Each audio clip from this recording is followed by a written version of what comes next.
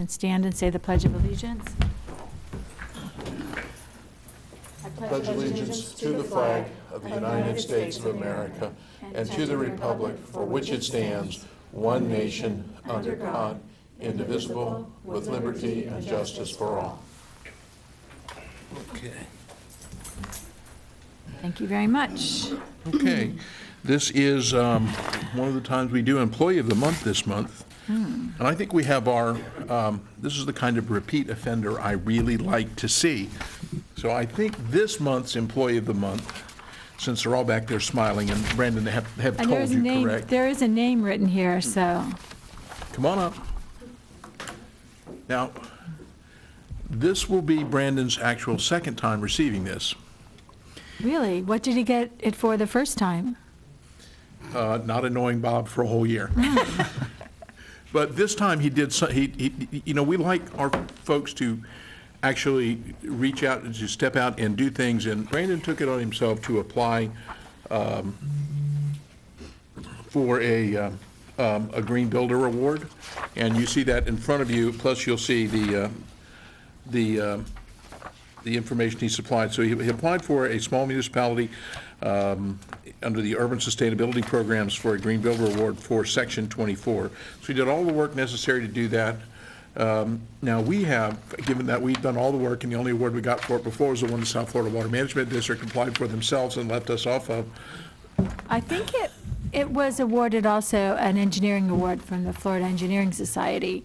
But again, we didn't apply for that one, so. That's right. Brandon gets all the credit for all the ones that the village applied for. So I have all kinds of nice things to say about Brandon. I try not to say them too much because he's already, he's really good at what he does. Now, Brandon is kind of the example of what we like to see for people. He started off working for us in the Parks and Recreation Department, and as he's finished school and he's here, he's gotten his master's degree in planning, and he came and he's now in the planning staff, and he has done just a really remarkable job.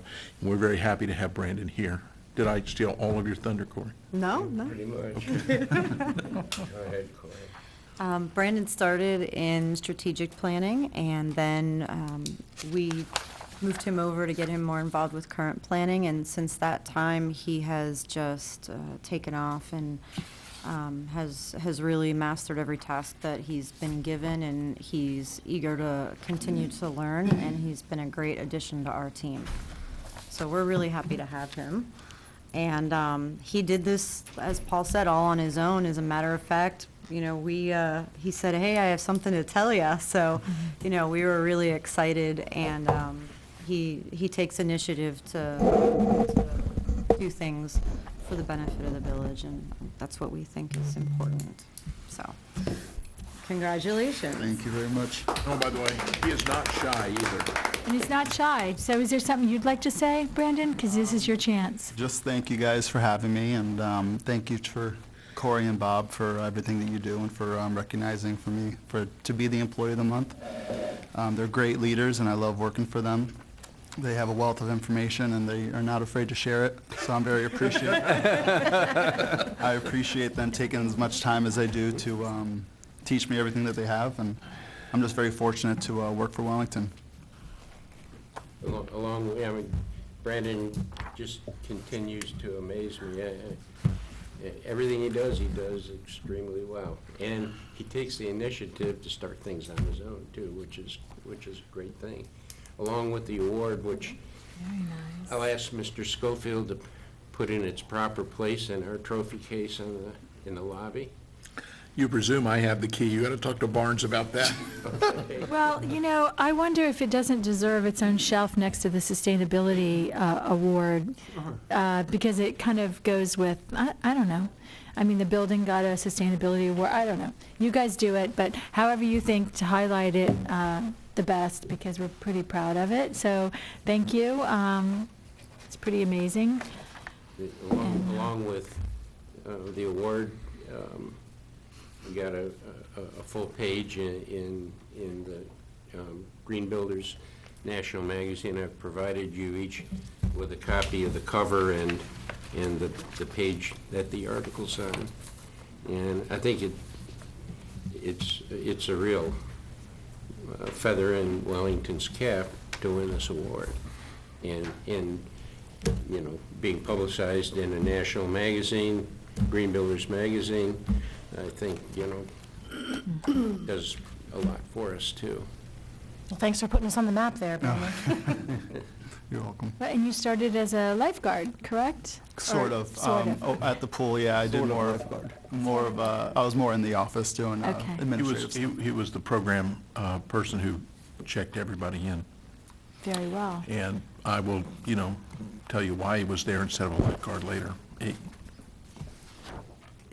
Okay, later, You're like not as going an to be off the happy, air. Ryan. All I right, am wait a telling minute, you, you are wasn't- not going to be happy. Wasn't he one of, were you one of the ones that competed back when we used to have the canoe contest, the racing contest against Royal Palm?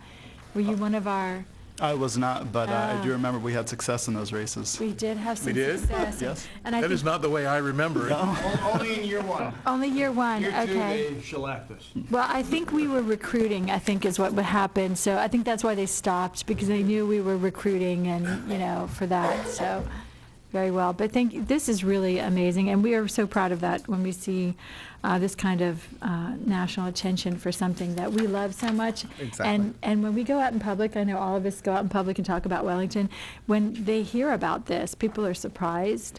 I make sure that they get the directions past the second traffic circle and, you know, go take a look at it for yourself, because it is really unique. So I'm glad that we're still seeing recognition over it. Thanks, Brandon. You're welcome. Congratulations, thank you. Thank you. And wherever he wants to put this, I think, even if it's like on top of the clock tower, or, I'm just kidding. Since you did the work, you help us place that in the best place for it. Okay, we do not have anything under presentations and proclamations tomorrow. So going into the consent agenda, the first item on the consent agenda is authorization to award the remaining $70,000 that was budgeted in the Keeler Spinelli grants. They were originally budgeted at $400,000. We awarded $330,000. This is a request to reward the balance of the funds to these schools in the amount of $6,363 per school. And to get this, will they go through the education committee to, as is the normal process? So they will go to the educate, we are getting authorization to do this, they'll go to the educate. They actually have been approved for this. When they applied for their grant in the beginning of the fiscal year, they applied for the full $400,000. And so they've already laid out what the supplemental portion would be $400,000, for? and the education committee has approved the $400,000. We've only released $330,000 of it. Got it, So okay. this is fulfilling that? Yes. I Okay. did not know that. Yep. All right, very well. Okay, the next item is authorization to award a contract to provide closed captioning services for broadcast of all village meetings. There are two items. The first item is Resolution 2019-10, which is the closed captioning equipment in the amount of $70,250. And the second item is a resolution amending the general fund budget to provide for the funding for the closed captioning equipment and services. So we do not currently have closed captioning. As you notice, we have had sign language, we have had people providing signing at the last couple of meetings. This will actually give us the equipment that will allow us to do contemporaneous closed captioning. Right now, what is happening is we do the meetings, and then it goes, we send it off, and the closed captioning is added after the fact. This will bring us to the point where we're doing it during the closed captioning will happen during the broadcast. And that will then allow us, so we've been doing the sign language at council meetings so that those Yes. could still be broadcast live. Yes. This will allow everything to go back to the way it was, and there'll be, Including those other meetings Yes, that this we will- right, haven't been village committee broadcasting. meetings, This will take- this meeting, whatever it is. This will take all meetings, provide closed captioning for them. Yes, sir. So today's meeting is not being broadcast live. Being recorded, and it'll be put up tomorrow after it has had the closed captioning completed. Yes. Okay. And And this is going to cover an unlimited amount of meetings. It's not, Yeah, we're actually buying, we're buying the equipment. And so as I read this, the question that I had was, then what, so this is $70,250 to do this, and there's a one-year warranty. What is the going forward cost I believe it was $7,000 a year as the normal annual maintenance. for the after. software and that kind of thing, for Yes, sir. updates? Okay. Ms. Delavega, is that right? I believe Ms. Quickle is correct. Is there no delay in it at all? How does this, We viewed it at the City of West Palm Beach, and it's very minimal, okay, so it's pretty pretty close. close, all right. And do we compensate for that delay by essentially tape delaying us?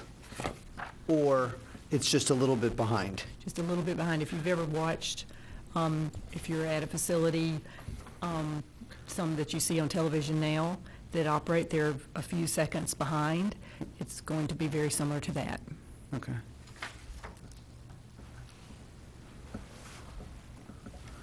And our option would be just to not ever live broadcast or have a sign language interpreter at every event that was broadcast. Yes, ma'am. Correct. All right. Well, thank you for going out and finding that so quickly. Appreciate it. Okay, that takes us to the public hearing items. The only item under public hearing is the second reading of ordinance number 2019-02, amendment to Chapter 72 entitled Mortgage Real Property Registration to provide an exemption to entities identified in 12 U.S.C. 4617A7. It's just the second reading of this ordinance, and it's to allay any concerns that were expressed by the General Counsel for the Federal Housing Finance Agency. And so we're asking that you approve it on second reading. And there's no changes from first reading? No changes. No one has contacted us about it? No, it was provided to the General Counsel.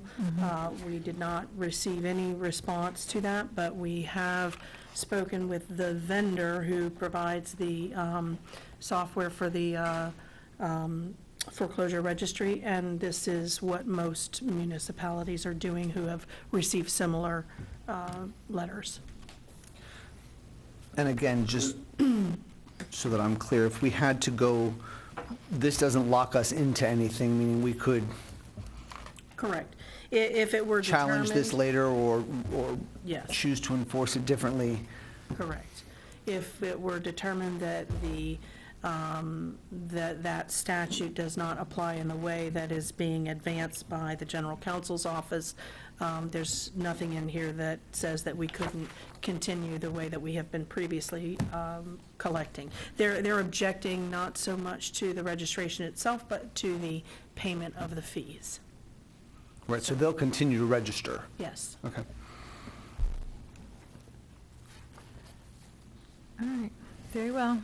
All right, that takes us to the end of public hearings under the regular agenda, and the first item on the regular agenda is a staff update on Town Center. Mr. Barnes. Get a slide up on the screen.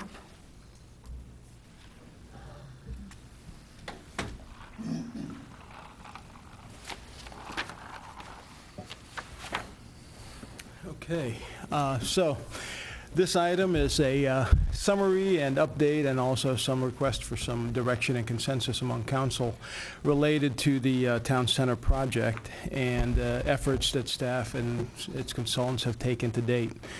Just to give you an overall summary, what we're going to step through on the slides include the concept plans that we previously have put out in our public information meetings and public input and public engagement meetings, as well as some results of some surveys, both discussed at our Lakeside event days, both a daytime and nighttime event.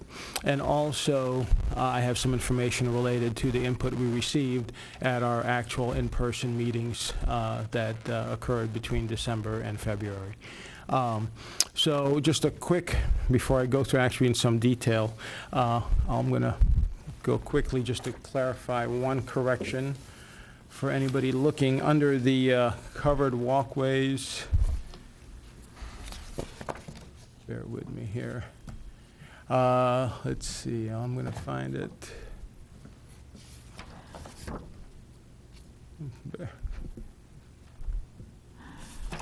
Okay, under the covered walkways, the third row of data input there, in the actual information you have in your agenda package, we did not expand the detail that we had. So just a clarification, for what you have in your agenda package, it's not 82%, it should be 71%.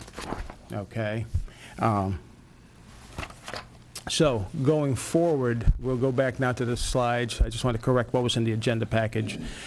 But going back to the Go actual back to site that plans. again, Mr. Barnes, which one is that? Covered walkways, Okay. it should be Instead of 71%, not 82. Okay.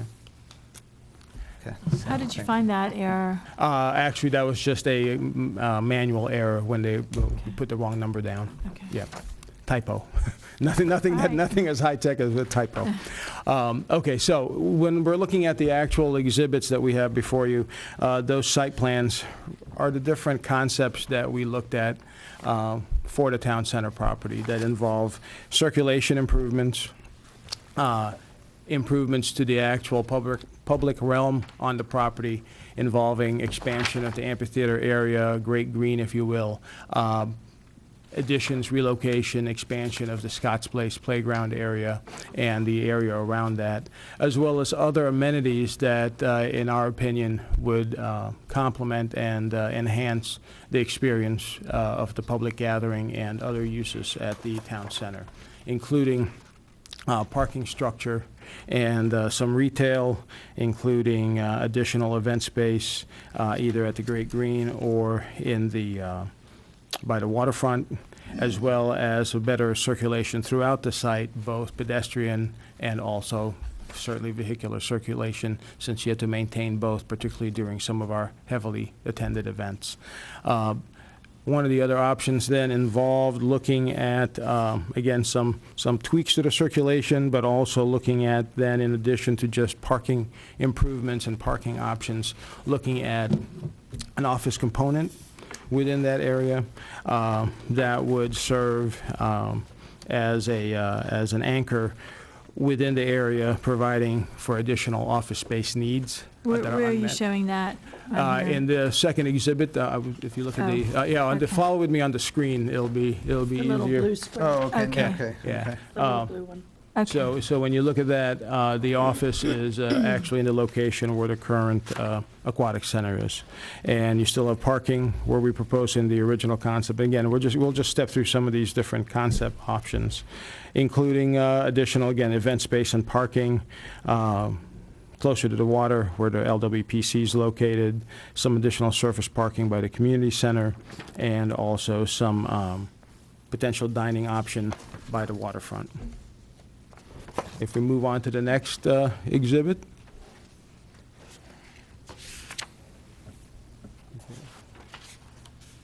Which I guess we're going by to colors blue. now? Yes, now to orange. Okay. Okay. Actually, we should be blue. Blue. Sorry, Blue. back. Again, some of the differences in this area really are not that significant. Some of it relates to circulation and how we move the circulation around existing green space, proposed green space expansion, and how we try and still get access through from Forest Hill in and around the property and out to Chancellor Drive and Ken Adams Way. Again, a lot of the uses remain the same.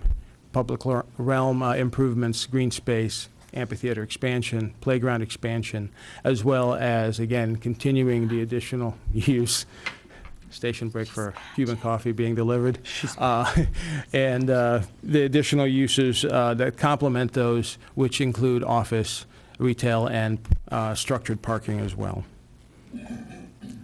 You move on to now the orange. And those plan. last two, yellow and blue, have no aquatic center on the property. That's correct. Okay. Yes. And orange has none. Okay.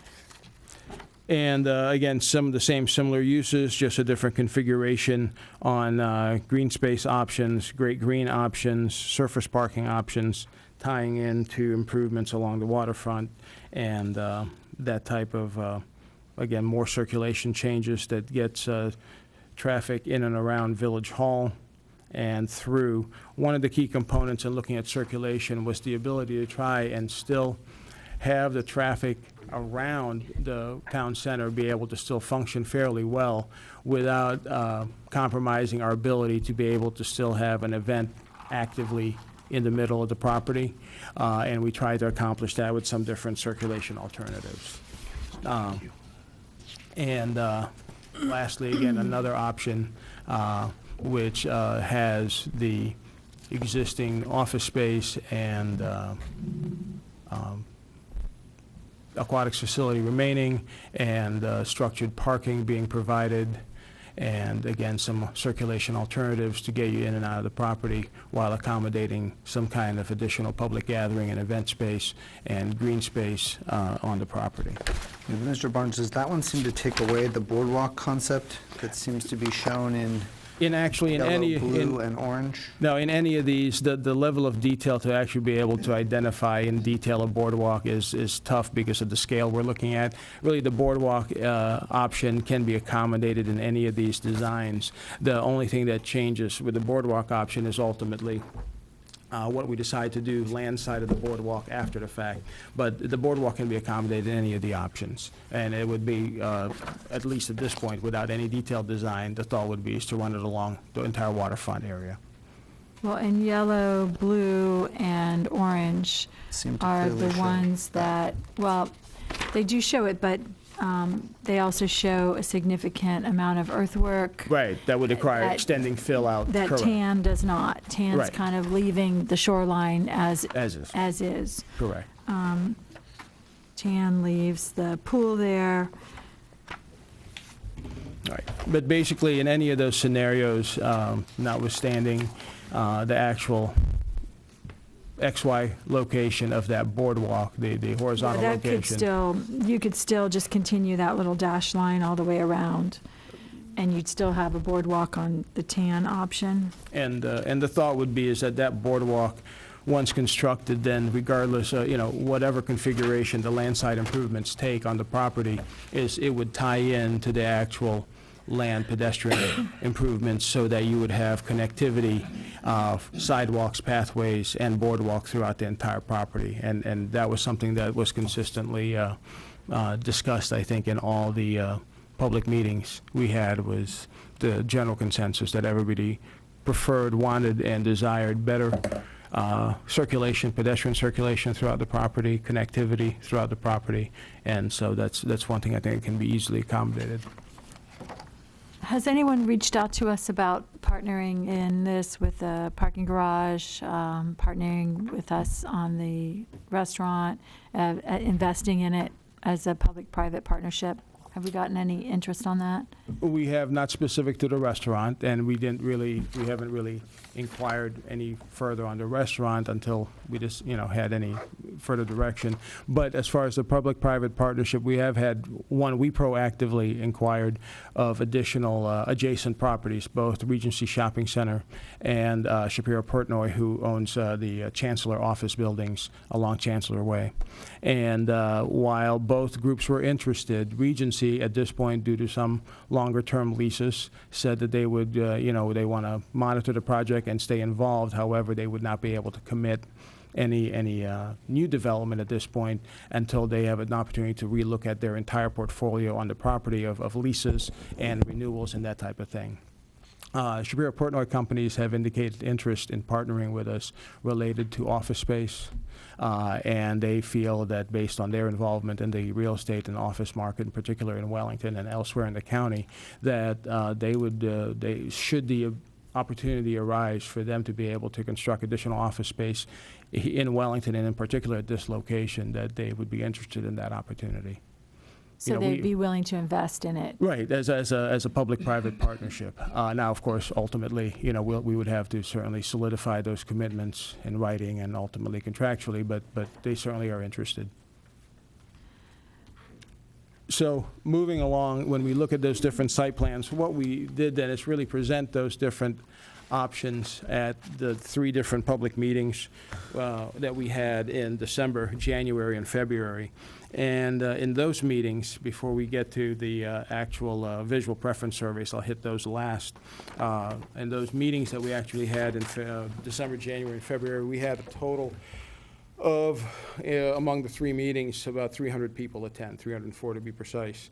The highest meeting attendance being on the first meeting that we held at the community center, where we had stations, and everybody milled around and picked a station, sat there for a while, or stood there for a while, and listened to the presentation and moved on. We did receive comments at that point as well, written comments. We had 70 attend our second meeting, which was held at the Village Park Gym. and those were set up as table discussion rounds with the plans and concepts presented for each table. And the goal was to have each table at least arrive at some consensus. So in some cases, while, you know, you may have had a table, and the tables were generally set up of 10 to 12 people, if you had a table of 10 and you had a split down the middle, it did not, for any particular element within the town center project, it did not get listed as something they supported, since it was not a majority. And that's how we had the breakouts report back to the larger group, and we actually recorded those and have those available certainly for viewing. The last meeting we had was our Valentine's Day Eve event, at which point we just basically gave a brief background on the project and allowed folks in more town hall style discussion speak their comments related to the project. And at that meeting, we had 91 people attend, and 23 people spoke at that meeting. So of those in that meeting, just to give you an idea, breakdown, about almost 60 people, 57, attended more than one meeting. So you had some folks that, you know, as we see in a lot of times, just like with K-Park and other projects, if somebody's interested in a particular project, they attend multiple meetings to make sure that their viewpoint is heard and captured. 57 of the 91? 57 of the 340. 340, okay. Yes, sir. Attended at least 2 meetings, and some attended 3. So that's what we've got. So before, again, so now going back to, if you go to the next slide, which is the waterfront visual preference survey, what we did was basically, prior to having those actual in-person public engagement meetings, we developed a survey that was visual in nature for the different elements that, in our minds, again, thought what could go there, what might be options for different improvements, we thought, and surveyed the attendees at both our one of our nighttime lakeside events, the Glow Party, Glow in the Park, and our holiday-themed lakeside daytime event on a Saturday. And what you have in the breakdown is responses to each of the questions, where they could weigh in on the different options: water sports, boardwalks, covered walkways. So all of these responses were from people that were attending? That were attending, yes. All of these? Yes, ma'am. Okay. Yes, ma'am.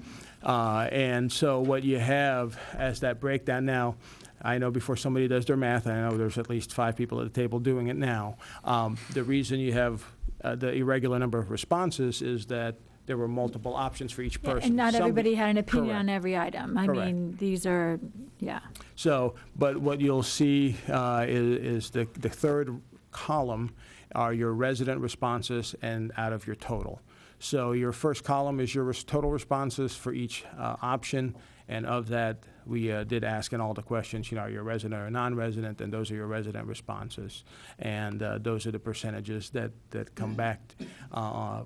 And it looks like that's why in most cases, while water sports got a higher number, one thing we saw consistent between this public engagement effort and our in-person public engagement effort is that there was a lot of support and generally agreement and consensus for circulation improvements and a particular boardwalk at the location at the town center.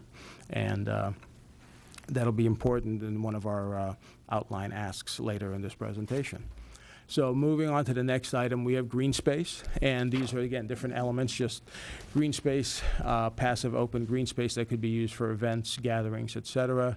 Some creative seating that you see in some different areas, more active kind of adult playground type uses as well, hammocks, music swings, and again, your percentages, again, of your residents versus non-residents, and compared to also the change versus no change.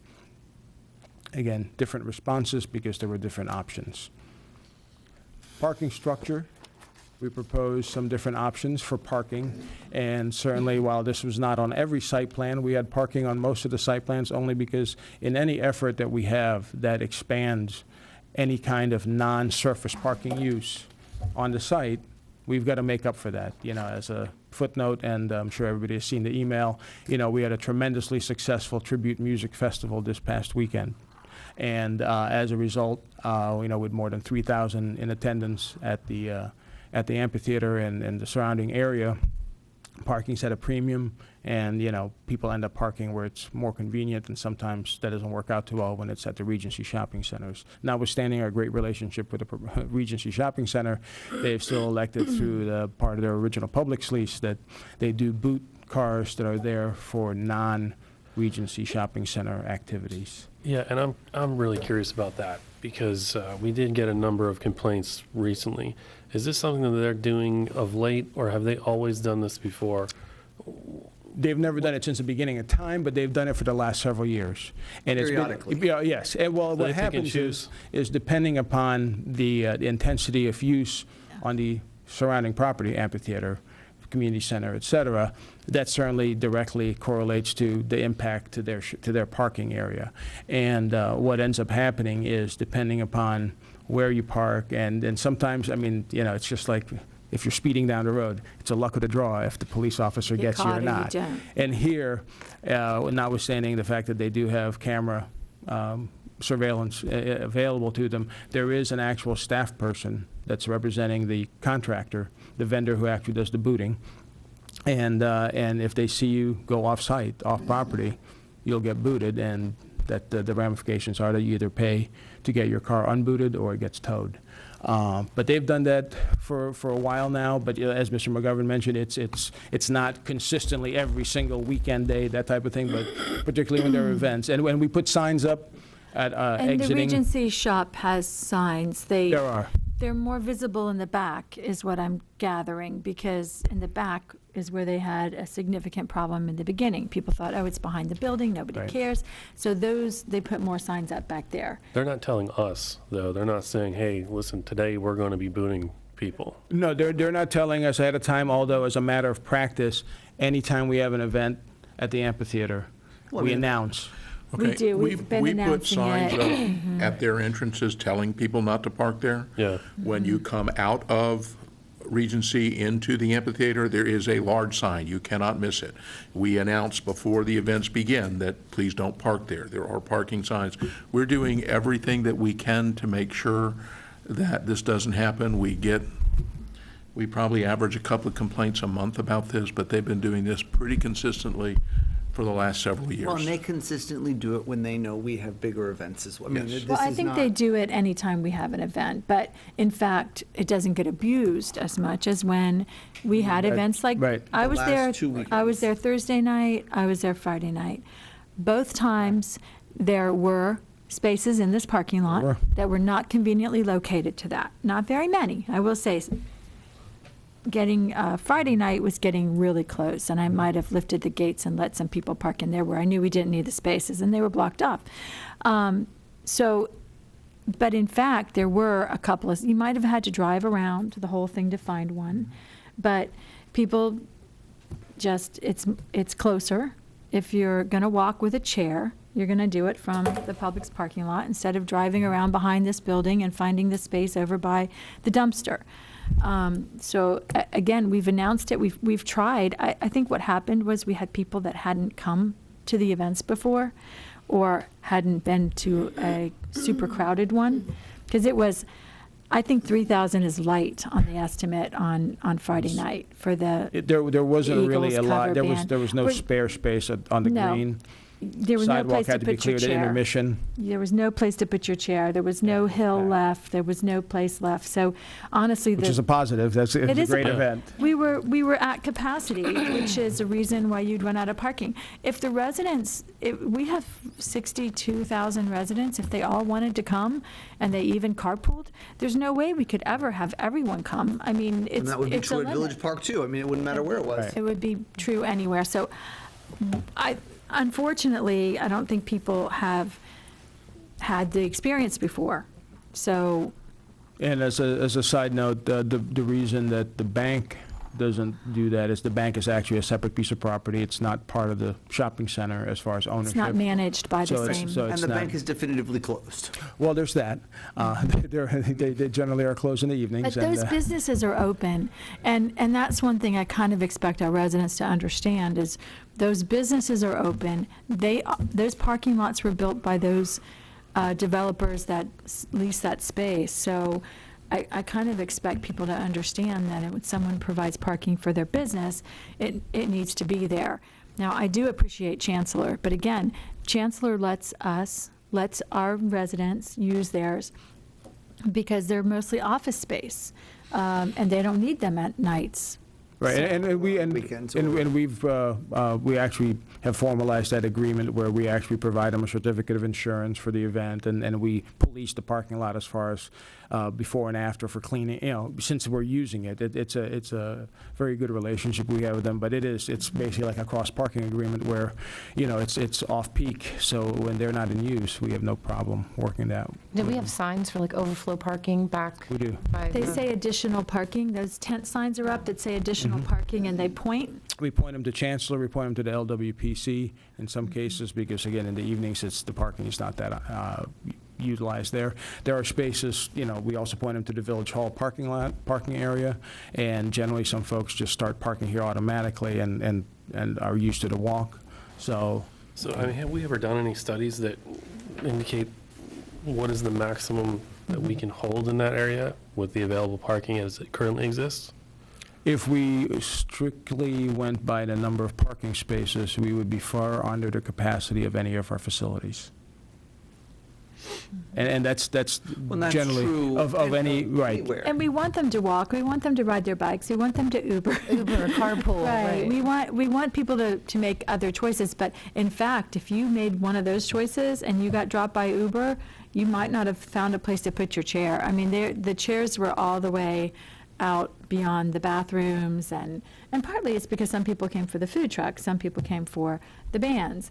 But it was pretty much, and I think 10,000 is what we estimated from that Winterfest, where it was the entire Right. site, Right. using all of the green and all of the amphitheater. I think we kind of think it was 10,000. For sure, yeah, for sure. And that was no parking on site. That's They had to correct. park somewhere else and get, so there's transit options that we could, unfortunately, what we can't do is tell people it's okay to park in private parking lots, and they don't have a right to protect their private parking lot. I mean, that's one thing we just can't do. Maybe we could, I know that Joe announces it. Right, oh yeah, on a regular Announces basis it in their before. signs, and one of the things that I regularly, because I talked to the sheriff's department after this, and almost in as many cases as not, as they're parking on the perimeter, there are no parking signs that tell them they can't park there, that they're parked in front of.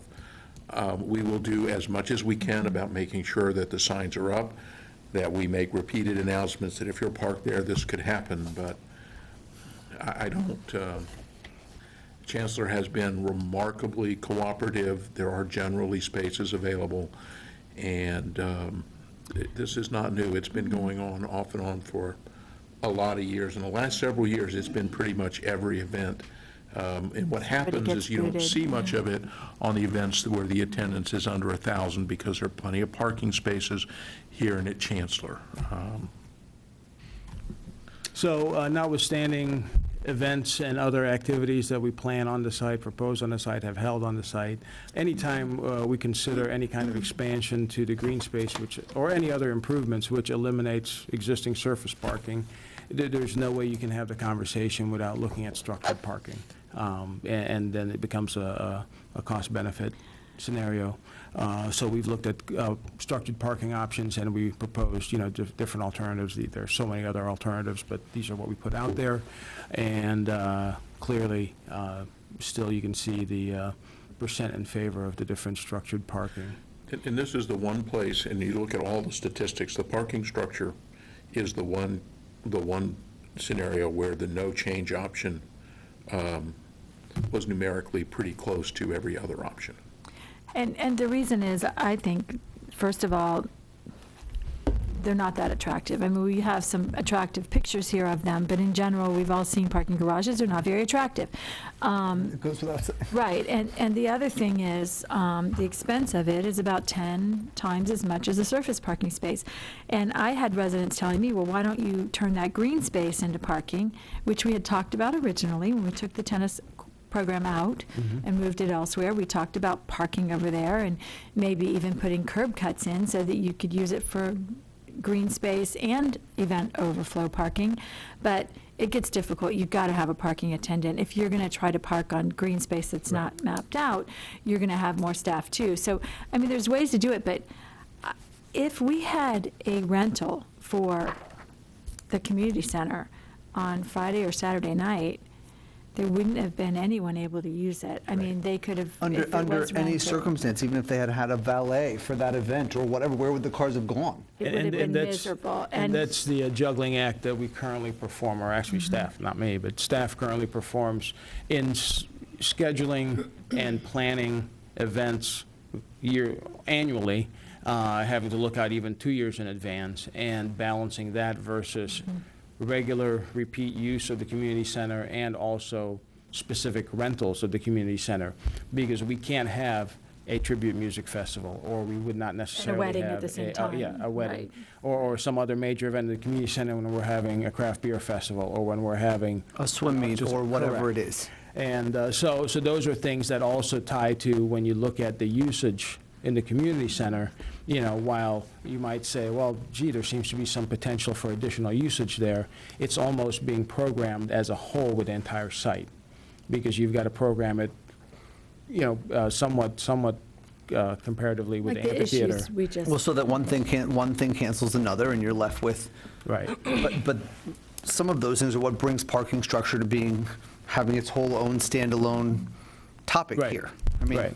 And I think to Mr. Schofield's point, as far as this one, where you had almost, somewhat evenly divided responses to parking structure, whatever type you prefer, as well as not having any change to surface parking, is that probably more than any other kind of improvement, more than any kind of amenity, this is the amenity that once you see a parking structure, you feel you've transitioned from a certain level of city, village, et cetera, to the next level. It's far more of an urban feel when you see a parking structure rather than surface parking. So I think that's some of the the visceral reaction that people have, which was reflected in their results, in their survey results. So, And but there's it's something. options to park besides a parking structure. I mean, we could do off-site parking. We could run Right. parking shuttles, and we could do things like that for a lot less money than $5 million for a parking garage that brings that feel. And so, but we were just giving them options of. do you Correct. Because think we people have don't like enough- that option either. Right.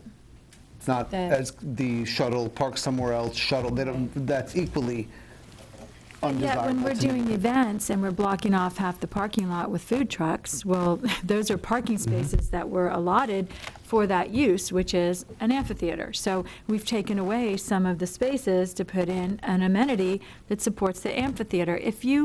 Those same bands that we have for free at the amphitheater, you can go pay for them at the EC in Palm Beach Gardens and pay $25 to $30 a ticket to sit inside where it's air conditioned and get a different level, Yeah, but it's the next same weekend. band. Yeah. and Close, it's- almost the same band, but same tribute for sure. The Hotel Cal versus the Long Run, which we had, but $29 Right. at the EC Theater. So, Yeah. so one of the reasons this is popular is because we're offering something that's kind of laid back and fun and free and, so if we had on site someone who was providing food instead of having half the parking lot taken up by food trucks, and we had income from that all the time, you'd see a whole different thing than what we're dealing with. So, and those are Yeah, decisions that. It's a Jenga game. You take out one piece, another piece falls. Yeah, it's all interrelated. I think in some cases, some of the attendees we have are there because of the food trucks, like you mentioned earlier. So you might lose some of your attendees that way. So it's all, the biggest thing I think to figure out is that it's all interrelated, and you can't look at any one element in a vacuum. Although in this case, you can look at the boardwalk in a vacuum, and I'll get back to that again momentarily, because that is one element that we can look at for the site that doesn't impact anything else, and more on that later. So moving ahead to some of the other options we had them look at, we looked at water features, which range to everything, and you've got two different surveys, because what we did is after our November survey, we changed some of the options as well, so you see those broken up separately. And these items are from people that attended, all of these? All these, of absolutely. okay. Everybody attended, and everybody was on site, both residents and non-residents. We didn't do any of these virtually or online or anything like that. But you looked at everything from traditional resort, zero-depth entry type, recreational amenity type pool and aquatic playground to something that's more just a water feature that can be interactive, but can also serve just as a water feature that provides a nice setting in a public space. The fountains and reflecting pools, et cetera. And, there seemed to be support certainly for recreational amenity type pool and aquatic playground and some fountains and splash pads. And one of the other items then we looked at is Ken Adams Way.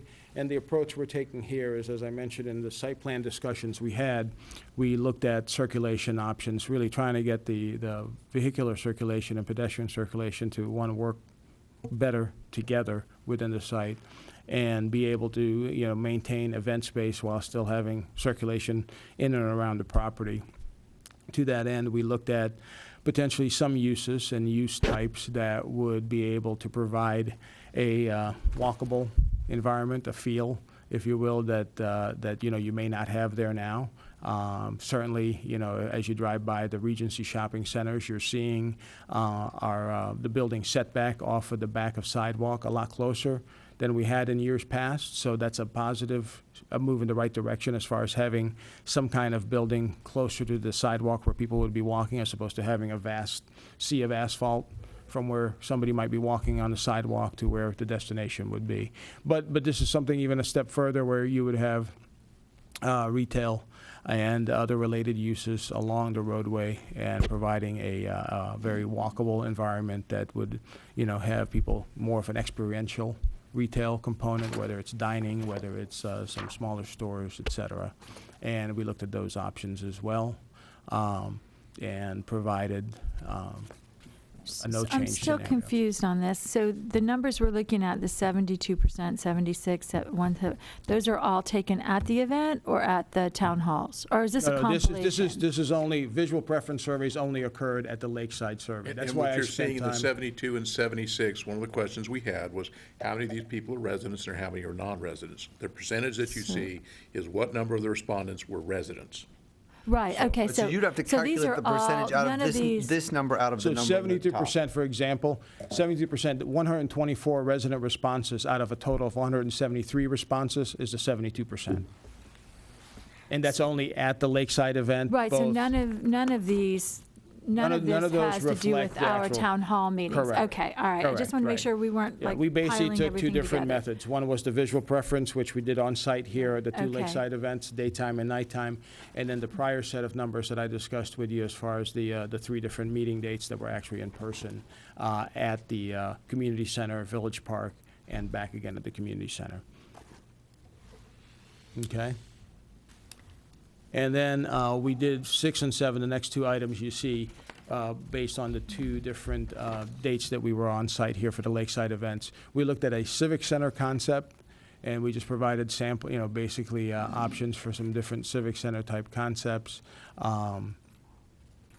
including Old School Square, the Harriet, et cetera, and also another location.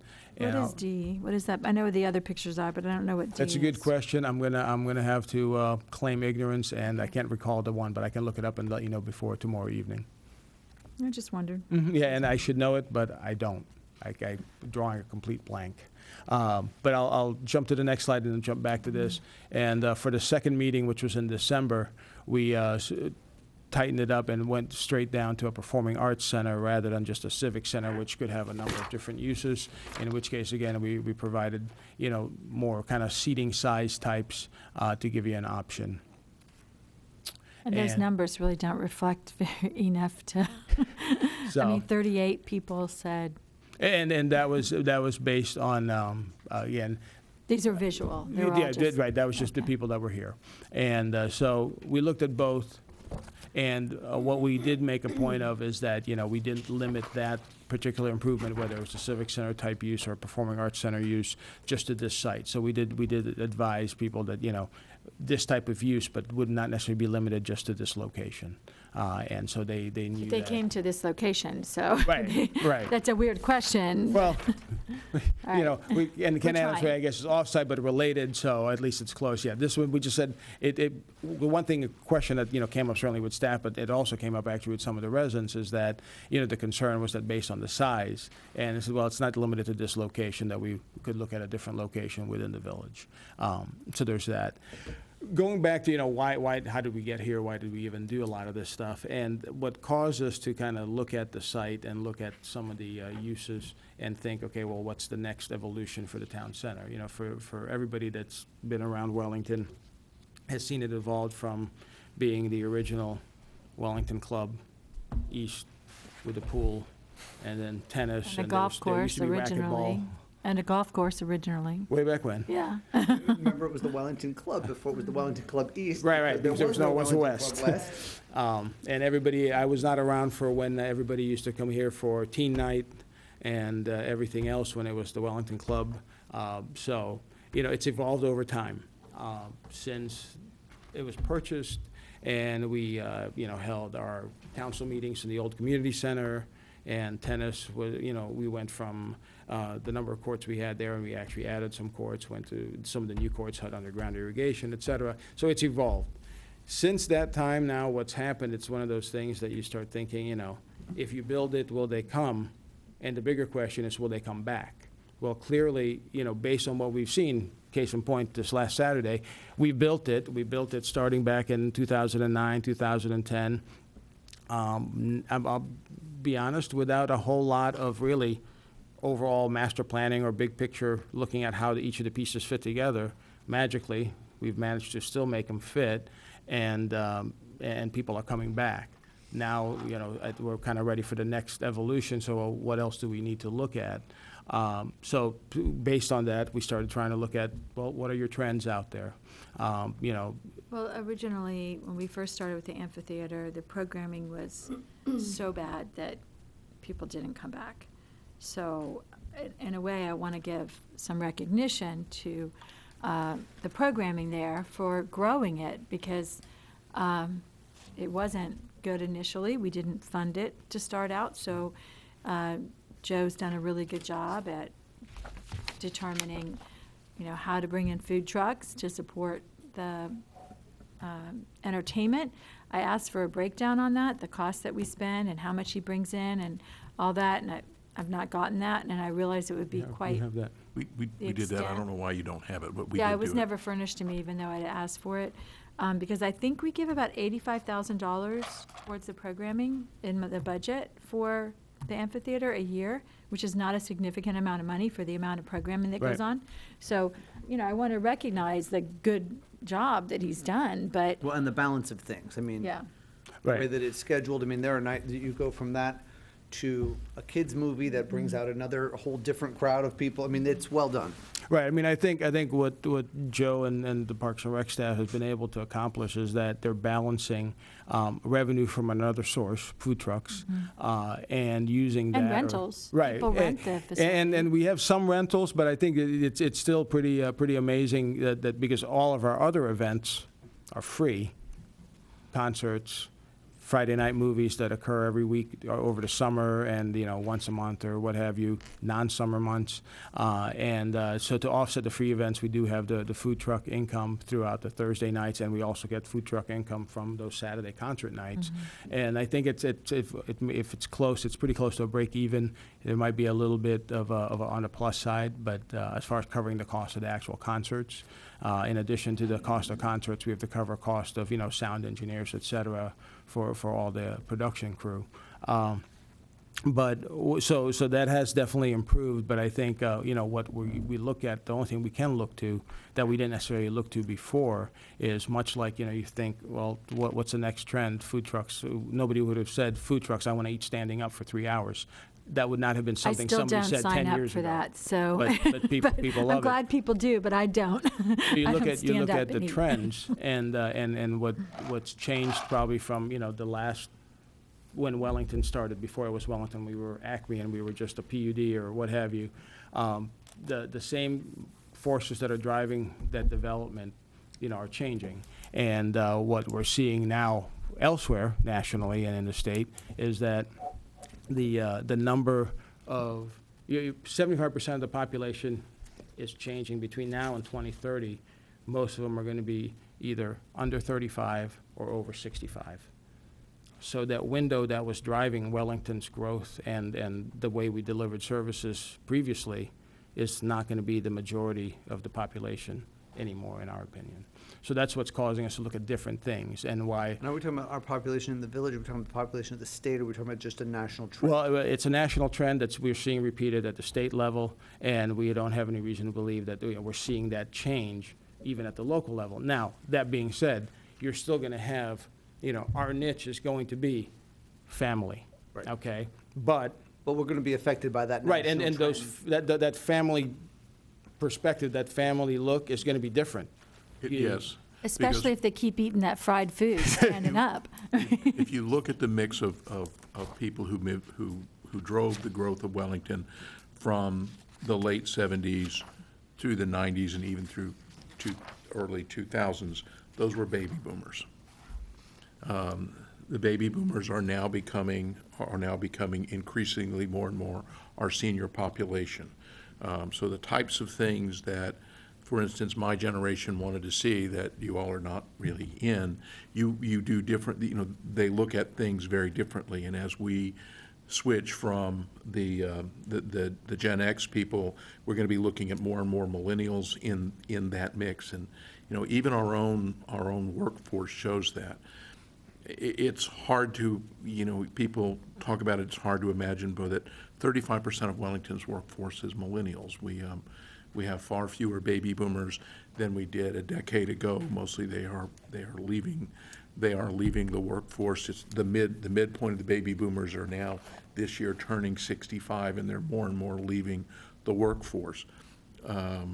We have our first set of millennials who are senior managers in the village now. We are beginning to see, I think we call them Gen Y people after the millennials.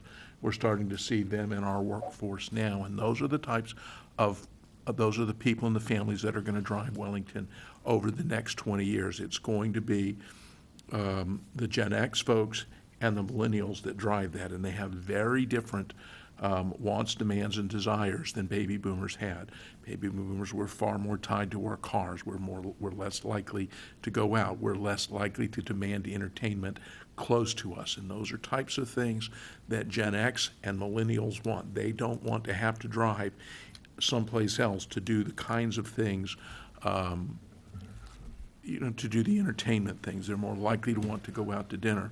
Now, what is interesting to me is when you look at our concerts, and some of it is the programming, those are predominantly boomers and older boomers. So what we're trying to find a way, and all of this will do, is look at the people who will drive Wellington's vitality over the next 20 or 30 years. And that is going to be the generation that is represented there and there as opposed to here. So to that end, we've got a few different items bolded out in the agenda item that tie into kind of how we got here, what are we asking for now. And ultimately, what we need to do, and this will ring true to, the at least attempts we've made currently with the master planning that we're looking at, is like, one, at least we're master planning, which we didn't do with some of the components on this site before, which is, I think, a good thing. But at this point, I think what we need to do is look at the entire site, and what we'd like is some direction to move forward and put out an RFP to actually get a team on board to go ahead and look for those, to actually put the plan together, starting from planning and taking it all the way to whatever ultimate step, assuming components of the plan have merit and we get past the conceptual planning stage into design. But we'd like to go at least and get a team so that we can proceed rather than being limited by what we can do based on procurement limitations. Well, now we're at the phase where we're going to get cost estimates and some of the things that people have been saying as we've been discussing this. Correct. I mean, at this point, once you have an actual team in place, even at the conceptual level, you can get some better cost estimating, and they'll have the different disciplines We involved. have a team. There was a team presenting Right, this. and we will, but we are now at the point where we cannot move forward with them any further with them without council consensus. But there are some things that we heard, and that we heard very clearly, is some of it surprised us, some of it we knew. But we know that people want to see enhanced pedestrian circulation. We know that the boardwalk is a big item, and the interesting thing about a boardwalk is, we've been talking about that for at least a decade, but it's the one thing that you can do that doesn't limit anything else. You don't have to do something. We know that people want a continuation of expansion of the events at the town center. They'd like to see additional amenities, but by the same token, we heard that a good number of people preferred to leave the property as it was, and then there was very specific concern about the protection of the communities that surround it, like Mayfair, and the protection of businesses. The other thing that we heard clearly both from residents and from council was that there had to be specific yes-no decision points for council, that we had to take into account the views and needs of our users and residents, that we didn't have phasing, we didn't have cost, because the one thing that was not clear to residents was that this isn't a plan that's going to happen overnight. This is a plan that is going to take 10 to 15 years to develop. And frankly, when that last brick is laid, if it looks exactly like the plan, it will be something that's never really happened before. So there will be changes in it. So what we're really looking for is the ability to actually go out and prepare a plan that ties in with the recreation master plan, that lets us move forward with the boardwalk, because that is the one thing that really doesn't affect much else. We'd also like to consider, as was suggested, that we consider utilizing proceeds from the leasing of the Lake Wellington Professional Center for a public-private partnership so that we can deal with the businesses that are there and not have to relocate them outside of Wellington. Now, I don't know if that'll work or not, but we certainly need to take a look at that. That we initiate user group meetings with affected groups such as the Mayfair residents, the aquatic facilities, people in professional Lake Wellington Professional Center tenants, and then we develop phasing plans that have very specific costs and tell people where that money is coming from. Now, this puts us back into, going to talk to user groups, but that's where we would like to be. So that's really what we're asking for. And if I've missed anything, Jim, go ahead. You got it. The only problem I see with the boardwalk as like amenity number one that we all agree that we need, I think it should include floating docks that's one thing that I think the boaters have been asking for. The ones that we have aren't usable for the pontoon boats, so. I mean, obviously, that's right. That would have to be Right. incorporated together. And if we're gonna fill in the lake, put in a boardwalk where we're gonna end up having to move it, if we decide we wanna fill in and do $1.5 million. I think that whole portion's got to earthwork. be determined sort of together. Right, and that will be one of council's yes/no decision points. If, I think, my recommendation is a policy decision. My recommendation is, based on everything that we've seen, the one thing that we can do, and that we've talked about for a long time, is put in the boardwalk. I mean, putting in a boardwalk doesn't have us moving the community center, doesn't have us making any decisions on Lake Wellington Professional Center. Rather, we move it out or not. There's some adjustment to the dock. We know we're going to want to do something for the boaters, and you will see that. And none of that gets done without a contract and that comes to council for approval. Well, first a design and all of those, yeah, right. Correct. My other concern is, as we do the boardwalk, I still see the water being a problem for sound traveling. We have a resident who emails me a lot about the sound, and he lives at the other end of the lake. I'm wondering if the boardwalk couldn't incorporate a sound break.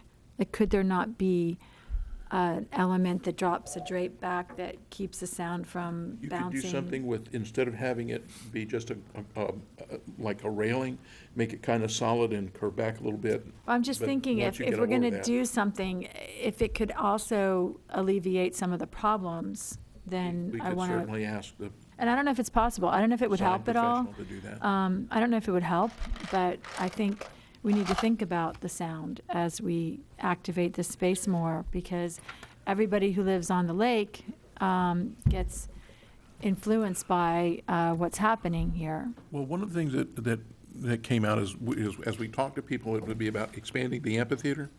And then, that, and again, I don't know how that's going to work, but that would really involve moving Scott's Place. But as we did that, one of the things that we didn't do when we did the current amphitheater, and most people don't really know how that happened, is that there was it was original, I can't remember the name of the organization that had the 10-acre site. Cultural The Trust. Cultural Cultural Trust. Arts Center. Cultural As Cultural that- Trust of. As that yeah. organization came to an end, there was about $750,000 of county bond money that we got to put the amphitheater in, so it was get the money, and the design was there. We put it in the place that was most likely to work. But what we didn't have at that time was the ability to look at how sound was being, how sound worked, and if you could reflect it and those types of things. I don't know, I just would hate to think that we did something and we go later, wow, if we had just done something different, it would have helped this other problem. So as we move forward, I just would like us to think that way, think Okay. towards the quality of life on the lake. If- Well, I think that's I think that's right as to all of this. I think that's you incorporating back the quality of life of people on the lake. We're taking into account specifically the Mayfair folks. We're talking about if we took the proceeds, or at least what's been accumulated in the Lake Wellington Professional Center account, is there a way we could do something that allowed those people to move to a place that we believe would be more effective, potentially newer, in a public-private partnership or some other way? These are the things that this is the next phase of this discussion. I think that's exactly right, all of that. Sound breaks, planning this in a way that we didn't do before, where we did one item in a parking lot, next item in a parking lot, next item in a parking lot. We've got to now Getting somebody to look at it, take a complete look at it as opposed to the piecemeal looks that we've taken at it. Part of that would be that they would need to sit down with each member of council as well. And, you give me a pencil and a piece of paper and a little bit of time, and I start sketching. So, in looking at this, there are places that we need visual and sound barriers, and they would be along Mayfair, and they would be along the apartment complex that is immediately adjacent to us. How we would do something, we've been looking at, how do you do something to break up the sound that comes out of the amphitheater and hits the water? Because when it hits the water, it starts to reflect in a way that it doesn't when it gets across the street to the French Quarter. Now, you get the French Quarter. It's also not aimed at them. I mean, we're aiming it, when you look at how it goes, I mean, amazingly enough, that it's true. I went out there over the weekend and walked down the pathway, and I'm like, dang, that guy's right. He's at the other end of the lake, but you can certainly. Can get loud, and Mr. Piconcelli gets texts from me regularly. Yeah. Check the sound. Yeah, well, and and it is that it ends better. up going straight down between Village Hall and the community center, sort of Right, Yeah. down through there. yeah. So that's kind of where we're at, so you know what we're going to be asking that for be- tomorrow night. Yeah, part of the problem, yeah. All right. Okay, and we're going to take public comment Absolutely. tomorrow night on this. All right. Thank you, Mr. Barnes. That brings us to the last item on the regular agenda, and that is consideration of the request for annexation of the Homeland subdivision. And I am going to turn that one over to Mr. Barnes as well. Okay, so this item is, Homeland is located off of 50th Street and State Road 7 in that area, immediately adjacent to Section 34. It actually abuts Section 34, Wellington Preserve. And over the last, I've been in Wellington as an employee for 15 years. I think in that time, we've had the community of Homeland approach us multiple times with interest, just like some other adjacent communities like Wycliffe and other ones that approached the village for inquiring about annexation into the village limits. And so a couple of years ago, some existing board members within Homeland as well as other residents inquired, and actually a few residents continued and followed up related to annexation and inclusion within the village limits. So what you have in front of you is what has culminated after almost 2 years' worth of effort, both on their part with information that they've received from staff as far as inquiring options they have, options for how they operate after annexation and incorporation into the village limits, should that be approved by their residents, because pursuant to statute, that is one of the items we would be following, the uniform method for annexation under Florida statutes, and in this case, that would require a referendum of resident electors within the community at a special vote after council has determined that you would like to proceed in this way, and we have the appropriate meetings and hearings with the various village committees and ultimately council approval of the annexation process. What's A attached? referendum within Homeland? I'm sorry? When you say a referendum within the community, you're talking about within Homeland? Yes, the resident Not electors. within the village of Wellington? That's It's correct. just within Homeland. Correct. Resident electors that, within the limits of Homeland as defined by the individual property owners.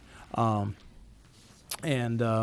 what you have in front of you is their request from their representative that's been directed by their board of directors of the HOA. And additionally, we have also attached, and what you have is a revised annexation agreement before you that was placed at the different seats that reflects some discussion between their representative and Ms. Cohen. And so those are the items that would be part of the annexation. Before Ms. Cohen jumps in and gives you more detail on that aspect of it, one item that's part of this process that we've discussed with the representatives from Homeland over time has been the consideration of should they be successful in being annexed into the village. Their desire is to have the village, through a unit of ACME, actually perform some maintenance that they currently perform as the homeowners association and be assessed for it. So it would not be something that they expect ACME or the village to take on as part of annexation, but they would like us through a vehicle such as ACME, which we would be allowed to do, is to take on some duties, and they would be assessed for that as a separate assessment beyond what they would pay for. Beyond millage rate and coming into Acme. Right, and actually, at this point, we would not see them coming into Acme for drainage purposes, so they would not have that component, just like you have the Olympia and some other communities that are within the village limits, but not within Acme for drainage purposes. They're within the Lake Worth Drainage District. So they would retain that $50 per unit. Correct. That they pay Lake Worth Drainage District instead of the $230 Correct. for Acme. Okay. Correct. However, we would have the ability, once they're within the village limits, to actually also create a special unit of development, and the basis for it, has been used in other special districts and improvement districts, such as Northern Palm Beach County Improvement District, wherein they would be assessed specific for their benefit that they're receiving, in this case, whether it be road maintenance, aquatic weed control, et cetera. And that's similar to when we provide a amenity that's unique to one community, like the pink walls. I hate to bring that one up, but the pink walls were paid for by the people who benefited. By an assessment. Interior, closest to it, and all of that. So that's not that unique.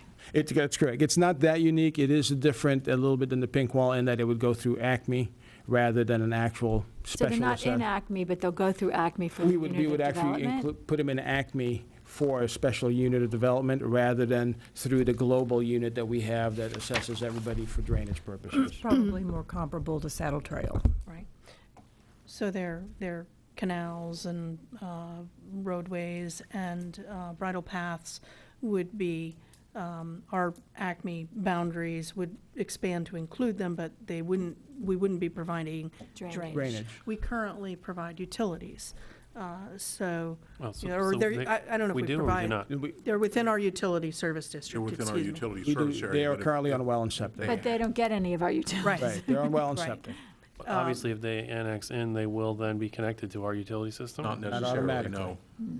Eventually, if There they're are, forced. there are lots of places that don't have Wellington, that are in Wellington, that have neither water or sewer from our public system. Those are predominantly in the equestrian overlay zoning district, and the equestrian preserve, but a lot of larger lot subdivisions don't have it. Some do, some don't. Paddock 1 doesn't, my neighborhood doesn't have water or sewer. But Yeah. we would have to expand Acme to the extent that we would have an ownership interest or be able to take an ownership interest in the roadways, canals, bridle paths, so that we could, create the unit of development and maintain the roadways as private roadways versus public roadways. Where we are at this point is we have gone as far as we can without council consensus to move forward. So that's what we're asking for. This doesn't approve the annexation agreement. It doesn't approve the sub-area plan that's in here. Those still have to go to committees. But what it does do is say, we have looked at this, we have gone through, and the basic mechanics We're pretty close to them. There's probably some fine tuning to each document that has to be done.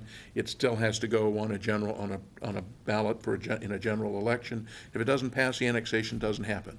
But A general election of the people who live in here. Yeah, Not us. if I could just kind of give you first of all, although on your agenda, you're being asked for direction to move forward or not, there is an annexation agreement that is part of your packet. Mr. Barnes and I met this morning with Mr. Kurtz, and we've revised some of the provisions, and it's possible that you could get some further revisions between today and tomorrow. They have requested that you approve the annexation agreement as part of your decision tomorrow night. That's up to you. We've reviewed it. Pause, because that sounds like totally different than what Mr. Schofield just said.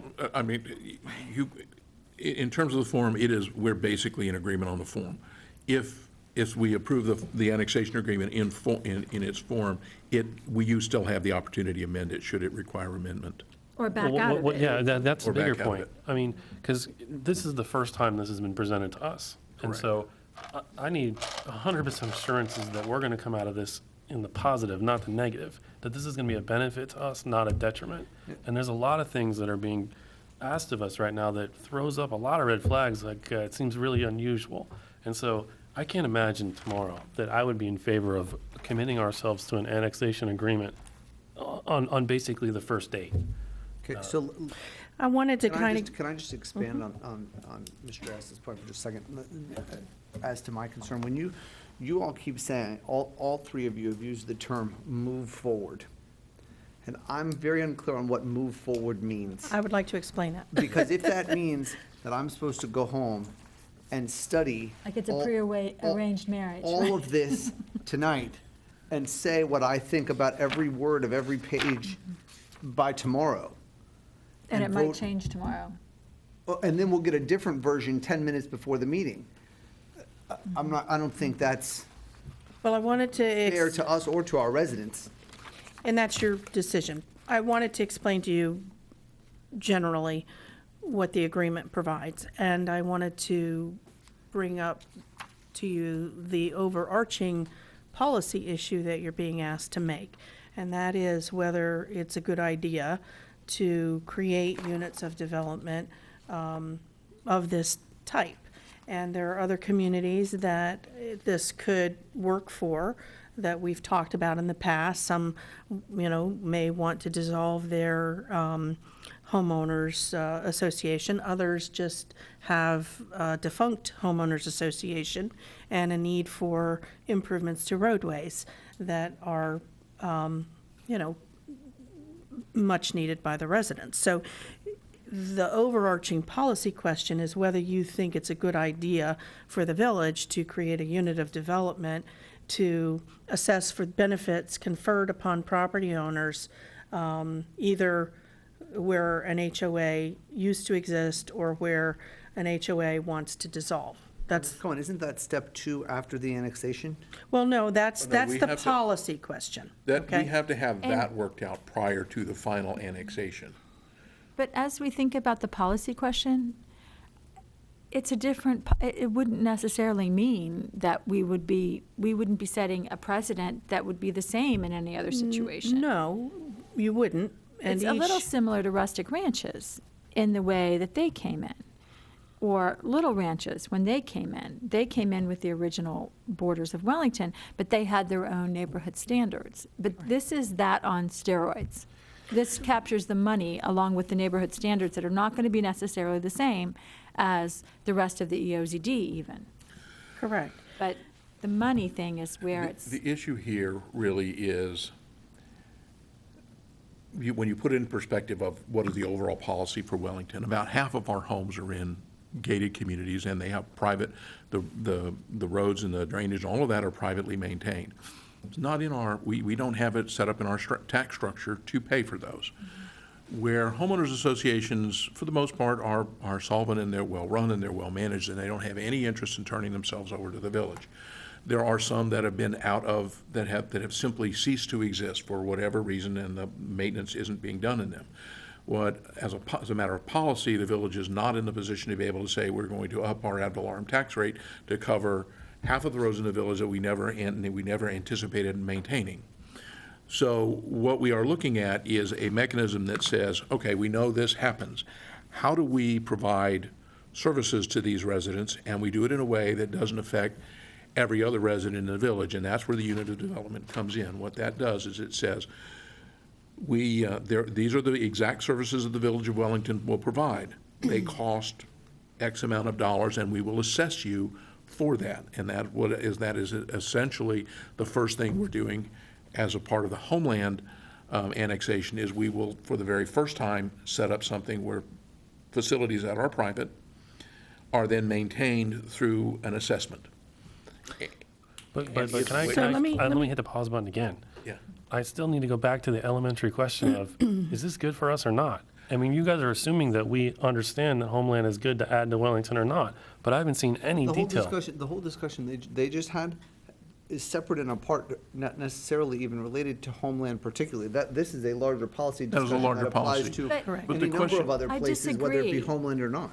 I disagree in I see what that you're saying. this decision wouldn't mean we would automatically be doing that anytime. We wouldn't be. An HOA went defunct and they would have to ask us. It would be We're a saying whole that it's an process. option for that But- HOA. But it is now. It's already an option. I disagree that this is a policy that we couldn't have done in other is a- situations. Because it's been presented to us before, It to is a- me, that if there's a neighborhood that isn't, collecting enough, they could do this. So I don't want to dump all that policy decision into this one.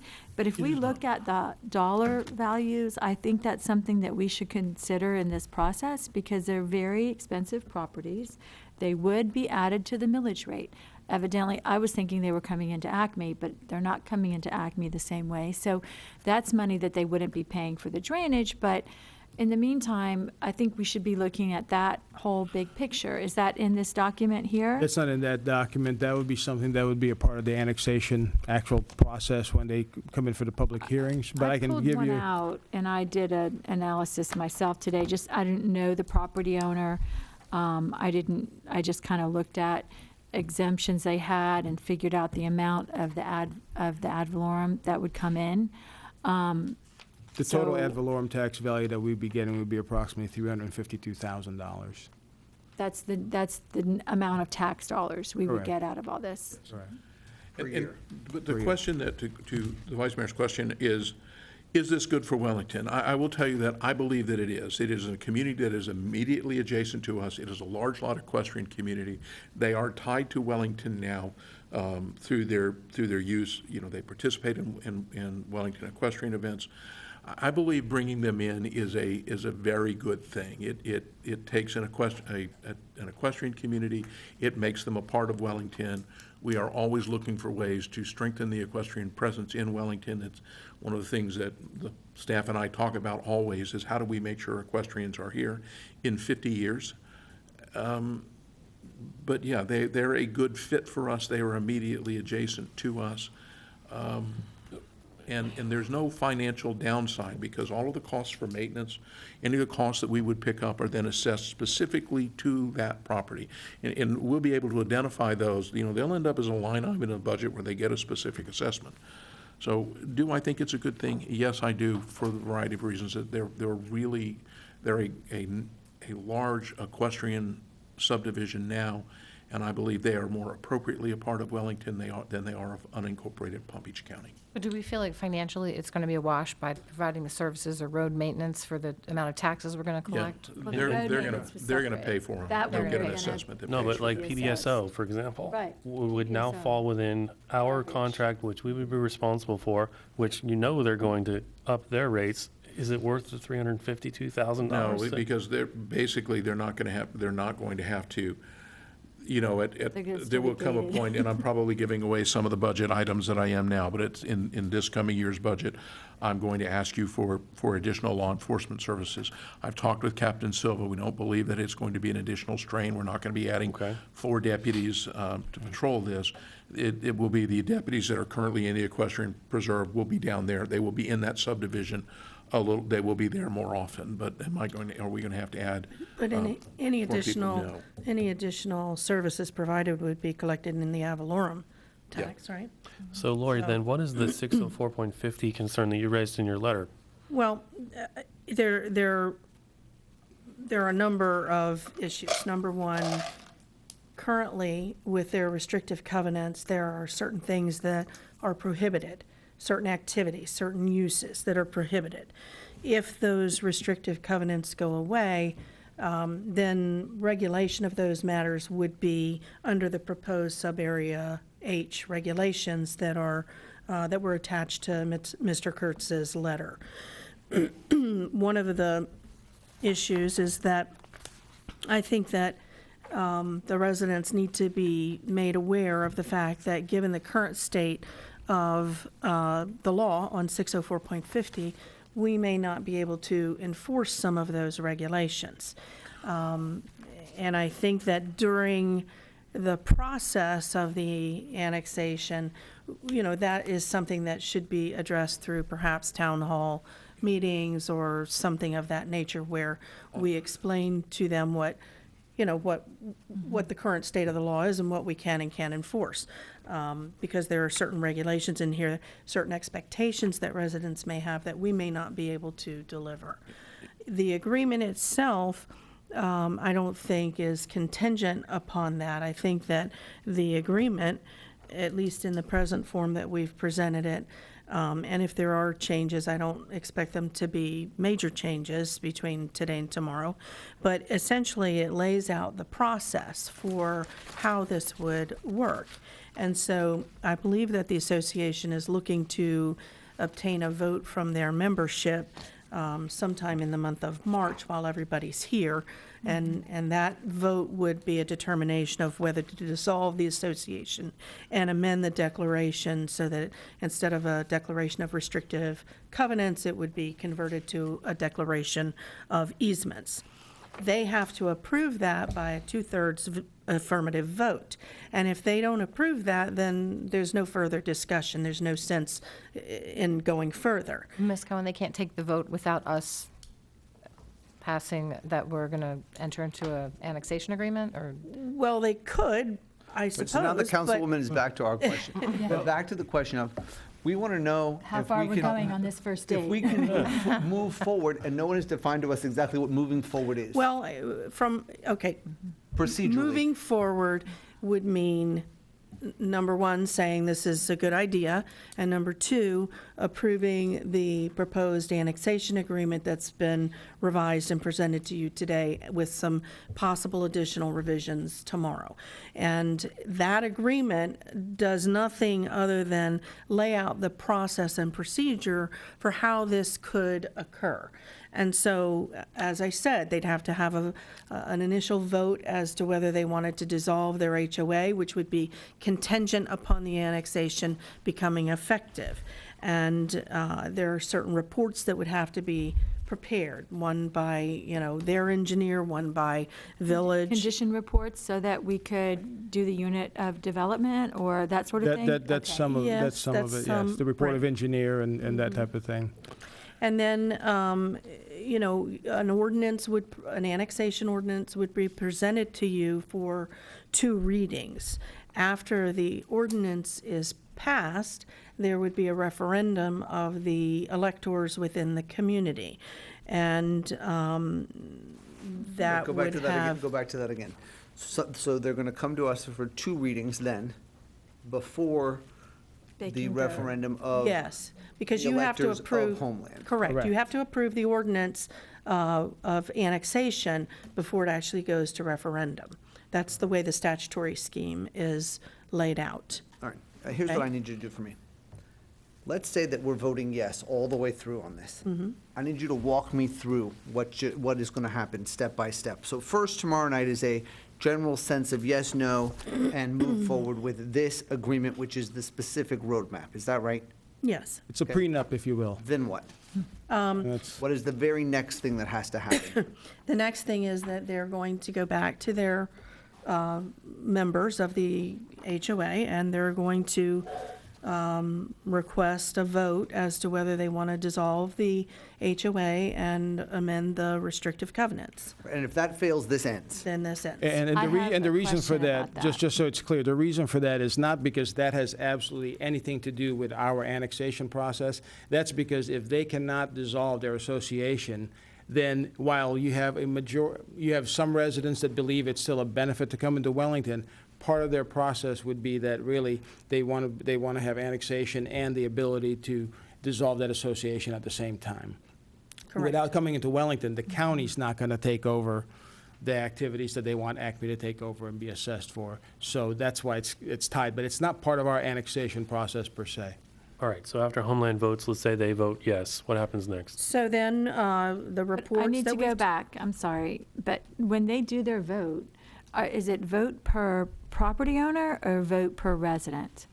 It is, I One- believe, per property owner. It's property owner, Per because parcel. this is an HOA vote that Ms. Cohen's referring to. It's not the annexation So what if my husband referendum. and I disagree? We both own a home together in Homeland, but I think we should be in the village and he thinks we You still shouldn't. only But does get- it matter if you get one vote. if Mrs. Gerwig gets the thing in the mail that day and she votes yes, and if Mr. Gerwig gets it, they vote no? I don't believe so. That that's is for really their up to them. HOA. These are attorneys HOA to rules of determine. engagement. You have two very different votes that happen. The vote on the on the existence of the Property Owners Association and the documents is done based on property owner. If it were the case of my wife and I disagreeing, if she filled out it first, that's the vote that we get. Now, the vote to annex Race to the is- mailbox. is based on registered voters who show up. For instance, if there are 400 registered voters in there, and only 35 of them show up to the polls, you have to have half plus one. I thought it was 2/3. Not for Referendum. annexation. Not for the referendum. 2/3 for Okay. changing the POA documents. Okay. But the actual annexation Is a is half majority. Okay, plus but one now of the let's go people who back. show up Let's, to now, vote. now that yes, no, Homeland votes, they vote yes at 2/3 or whatever. Okay, what's next? Okay, so then, And I had some, one other question that was glossed over on this. The 604.50 discussion, that's true whether they're in Wellington or not in Wellington. not necessarily. If they, The decision the court made is only bearing on Wellington? No, It is it- bearing on municipalities and counties, not on HOAs and private That's what I'm saying. Yes. The county, So- still, it has to do with them dissolving their HOA. That's what triggers that. correct. Here's the yes. thing that comes to the documents. It doesn't matter what they do in terms of the HOA or their documents or anything else. The village cannot and will not enforce the provisions of restrictive covenants or whatever they are. We can't, if you go into one of the communities that says you cannot build X, Y, or Z, if our regulations don't say that, we won't enforce it. We have that discussion with homeowners associations all of the time. So it is a broader issue than just 604.50. It is whatever is in your covenants and restrictions, those are in your restrictions, but the village will not, we won't look at them and we won't enforce them. And if those go away, then you come to this. Correct. Right, remember, those are a contract between the property owner and the original, you know, Right, the but my point developer. is, it's not a Wellington, 604.50. No, It's it's- not a Wellington procedure. No, it's that if currently they have these protective, restrictive covenants, if they vote to dissolve those, they need to understand the limitations imposed on Wellington by law currently. Those are as homeland to issues. Yes, I mean, they have to consider that. yes, So, okay. correct. Well, what we are going to tell them, But they could be our issues In if this they dissolve their process, HOA and someone and goes you in have, and and makes a the commercial. sub-area plan has to be adopted. The only things barn that or we will enforce are what are written into the sub-area plan. That's it. If it's not there, we're not going to do it. Okay. Okay. Can we so go- Yes, so after they take their vote, then there's going to be reports prepared, one by their engineer, one by Wellington staff or a Wellington engineer. And those have to be prepared in accordance with the statute. Then the ordinance would be. Hold on, what do those reports focus on?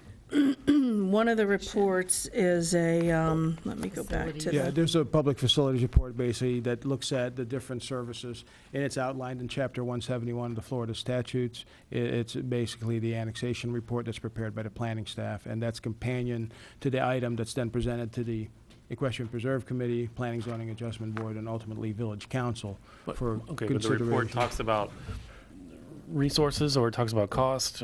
It looks What at is the service. purpose of It to meet the requirements of 171 Florida statutes, which has you look at the different urban services that we provided, if any, and contiguity. It makes sure, there are requirements that, we can't Jump Can't over. jump over around. things They've got to and- be adjacent to our existing corporate limits and that type of thing. It's going to address those different items that are contained within the statute, including drainage, which in this case is provided by Lake Worth Drainage District. Water and sewer, they are served by well and septic tanks, that type of thing. Right. And it But provides if the that. state law changes and they're required to convert, then we would have to manage that. Then it would have to be us providing. Or that. should they They would choose to still- decide to fund improvements on their own, just like other communities? They would have to Like pay for Saddle those. Trail and And- that type of thing. And they, So- Yeah, that and- could be and- accomplished down the road. And that's no different because Pinewood East is looking at putting, they've got water, they do not have sewer. They are looking at putting Wellington sewer in there. We have given them an approximate cost. The village will not pay for that out of ad valorem dollars. They will get assessed per lot. In their case, it's about $43,000. That would be the same for anybody. When we went into Saddle Trail and we put the water and the roads in, we assessed those folks for it. That's just not something we can put on the on every taxpayer. Is the purpose of these reports to make sure that they're consistent, meaning Homeland's engineer agrees with Wellington's engineer on? They're The different reports on the reports. engineering side are for two purposes. One is really more a function, while engineering is a component of the annexation report, it's a minor component. It's really looking at planning requirements and the requirements of Chapter 171. The engineering portion is twofold. And it really plays more into the special district, special unit of development component of this process, which is later and after the annexation or concurrent with the annexation process. One is, given that we're taking over essentially a existing project. A lot of times when units of development are created within special districts, it's for greenfield development. So it's a brand-new project and brand-new lots are being constructed, that type of thing, where you have to actually have a plan of improvements and how the process will be established by which they're going to fund those improvements and then eventually assess the property owners. In this case, we're really looking at maintenance work that will be completed through this unit of development created through ACME. So to start that, we would need the initial report of engineer. It's really more of a technical memorandum that just gives us a status of the existing improvements This in is place. how many miles of pavement there Right, are. yeah. The condition that they're in now, and how Very, you very would- general. Right. And we'd be looking at where it is in its life cycle, because, we know how long it takes between road resurfacing. So as we set up what would be the 5 and the 10-year budget projections for them, we need to know where the canals and where the roads and the drainage system are in terms of their life cycle structure. One of the things that you approve regularly as council, and I think we're actually done with the lining the pipe under the C8. Forest Hill, almost. When you see those types of things, we want to know where we are in that process. So when do culverts need to be replaced? When do the roads need to be done?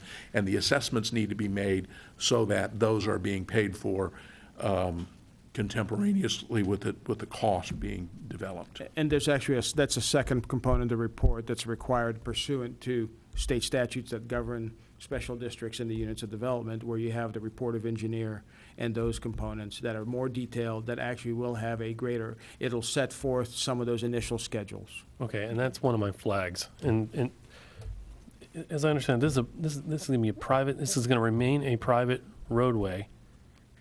Why would we have any obligation to maintain it then? I don't understand that part. Unit of development We would don't do have that. any obligation to maintain it, but if we're going to do it, and that's part of their request, is that we need a mechanism to fund it. And why are they making that request of us, I guess, is the better question then. Well, Because without a POA, they won't have a mechanism. Okay? to maintain the roadways. But yet they're choosing to keep their roadways private. So what's in it Correct. for the It has a residents? It's a similar scenario, not to confuse anything, but it's a similar scenario without annexation, as Ms. Cohen mentioned earlier, Mr. Schofield did, that we have some existing HOAs within the current limits of Wellington that have approached us for the same thing, wherein they believe, whether it's because they have bad experience with their current HOA or whether they believe the village is more efficient, they are electing that they would want to consider being assessed. So it's not that we're funding it out of ad valorem or any other public dollars. They want to be assessed for the improvements that they would receive or the So it can be maintenance services. collected, because they're Correct. having difficulty collecting, and we can collect on And a that- and tax that's the roll other in thing that in some manner. cases. But the problem is the gate. I mean, I think that's the thing that's different about it. Generally, when you Right. have a gate, you keep that. So this one is a little different because they intend to keep a gate. Right. So, and But generally, when that's we've one of had the that reasons- discussion with other communities, they have been ungated, but private roads that are Right. ungated. So it is different. But that would be one of the reasons why we would require a conveyance or some ownership interest by Acme in the gate, in the roadways, in order for us to undertake and create the unit of development so that it benefits the property owners. So as part of this process, and I haven't gotten there yet, but as part of the process, those roadways, the primary roadway, Homeland Road, would be conveyed to Wellington or to Acme, and then the other roadways, which are easements and are owned by the abutting property owners, the maintenance responsibility would be conveyed by the association to the village. And in that way, if we had an ownership interest in them, they could, and if we were assessing for them, they could remain as private roadways with a guard gate. So we're not paying for them, we would not be paying for them with ad valorem taxes. And in other words, the people who didn't have access to the community would not be bearing the cost to maintain the guard gate or the roadways. And generally speaking, we, in terms of roadway paving and overlaying, we will be able to get a better price for that than a homeowners association would. We do a significant number of miles. We've got a good track record with that, and we're not looking to add any cost to the general fund for this. These will all be dedicated dollars. And they will not be reflected, it would be different from Pine Tree. They would not be reflected On the gas on tax the map gas and that tax kind of map. Private roads. They would be private roads that service a private community, and they would pay the full cost to maintain them. Can we go back to steps in the process? Yes. Engineering reports by both sides. Yes. Okay, and then the ordinance, Just a clarification again, so it's all, Jim, we've got to have Okay, steps in all the right. process at some well, it's an point. engineering report. well, basically, and we a- would supervise the process. They are paying for it. That, just so we're clear, with both that sides. was a They're paying for, question- they're paying for the initial letter of engineer and the report of engineer. It's funded by them through our process. So we supervise the process, but they are paying. As would the costs of the referendum. And we don't get to adopting the ordinance until those things are done. Okay, so after the engineering reports, paid for by them, done by Right. both sides. Okay, so then it would be presented to council, the ordinance, for 2 readings. It would then go to the community, to the electors. Hold on, Hold on. hold on, hold on. There's a definite hold on here. Do you want to go I first? bet we Go. probably have the same question. I mean, what is the ordinance going to say? What Yes, is it asking us to do? Well, the ordinance would be an ordinance just Annex the annexing limits. them into the And village. setting the question that's going to go to their people. Yes, If it fails there, then we're it done. fails. on either reading. So- Correct. If you decide not to adopt, the ordinance, then it doesn't go forward. It doesn't get presented at a referendum. Okay, and the money that they've paid for these engineering reports and all of that, they're just out that money, Right. It's that's the way the non-refundable. process goes. Correct. Correct. Okay, so then there's 2 readings, There's 2 readings of the ordinance. okay? It then goes to referendum of the electors at And their that's the expense, 50% referendum that, 50 plus 1. and now it switches to of electors, so now we leave. Right, not the main Question landowners. about landowners, and we go back Electors. to, Resident electors. Correct. okay? Okay. Okay, So they could be people renting the properties. That's correct. correct. Okay, The effective date of the annexation would be sometime after the actual vote. which was set by the ordinance. Right. And that would give us sufficient time to accomplish some of the other things Acme- that would need, Acme-specific tasks. that would need to occur prior to the annexation becoming effective. I don't know what that time period is. That's something that we would set out in the ordinance, but, probably somewhere around 180 days. What do you mean when you say Acme-specific tasks? The unit What? of development. Right, I'm going to explain them to you. Okay. So after, assuming the referendum passed, then, Acme would have to undertake certain things such as possibly expanding its powers and its boundary, creating the unit of development. You remember what we went through with Saddle Trail. That was a whole process. So that takes a little bit of time to get through that process. And that's why the effective date of the annexation would be after these things have occurred. But with that one, there was a bond issue. This one doesn't include anything like that. It doesn't. No, but there is, there may have to be some sort of. In this case, I don't believe that there would be the time that's required on the financing part, because we're not looking at financing this. Right, But so that, I but just, we may I'm just have to saying it's not amend exactly our the water same. control Right. plan. And in fact, we probably will have to amend the water But control. we don't do their water control, and we wouldn't do their water control. 'cause No, you're but staying in the- order to do the unit of development, those are included in the water control plan. Properties that are benefited have to be part of your water control plan. Okay, so the water control plan is separate from Acme controlling water. Correct. Okay, Right, got it. right. So, because I believe, is it in the water control plan?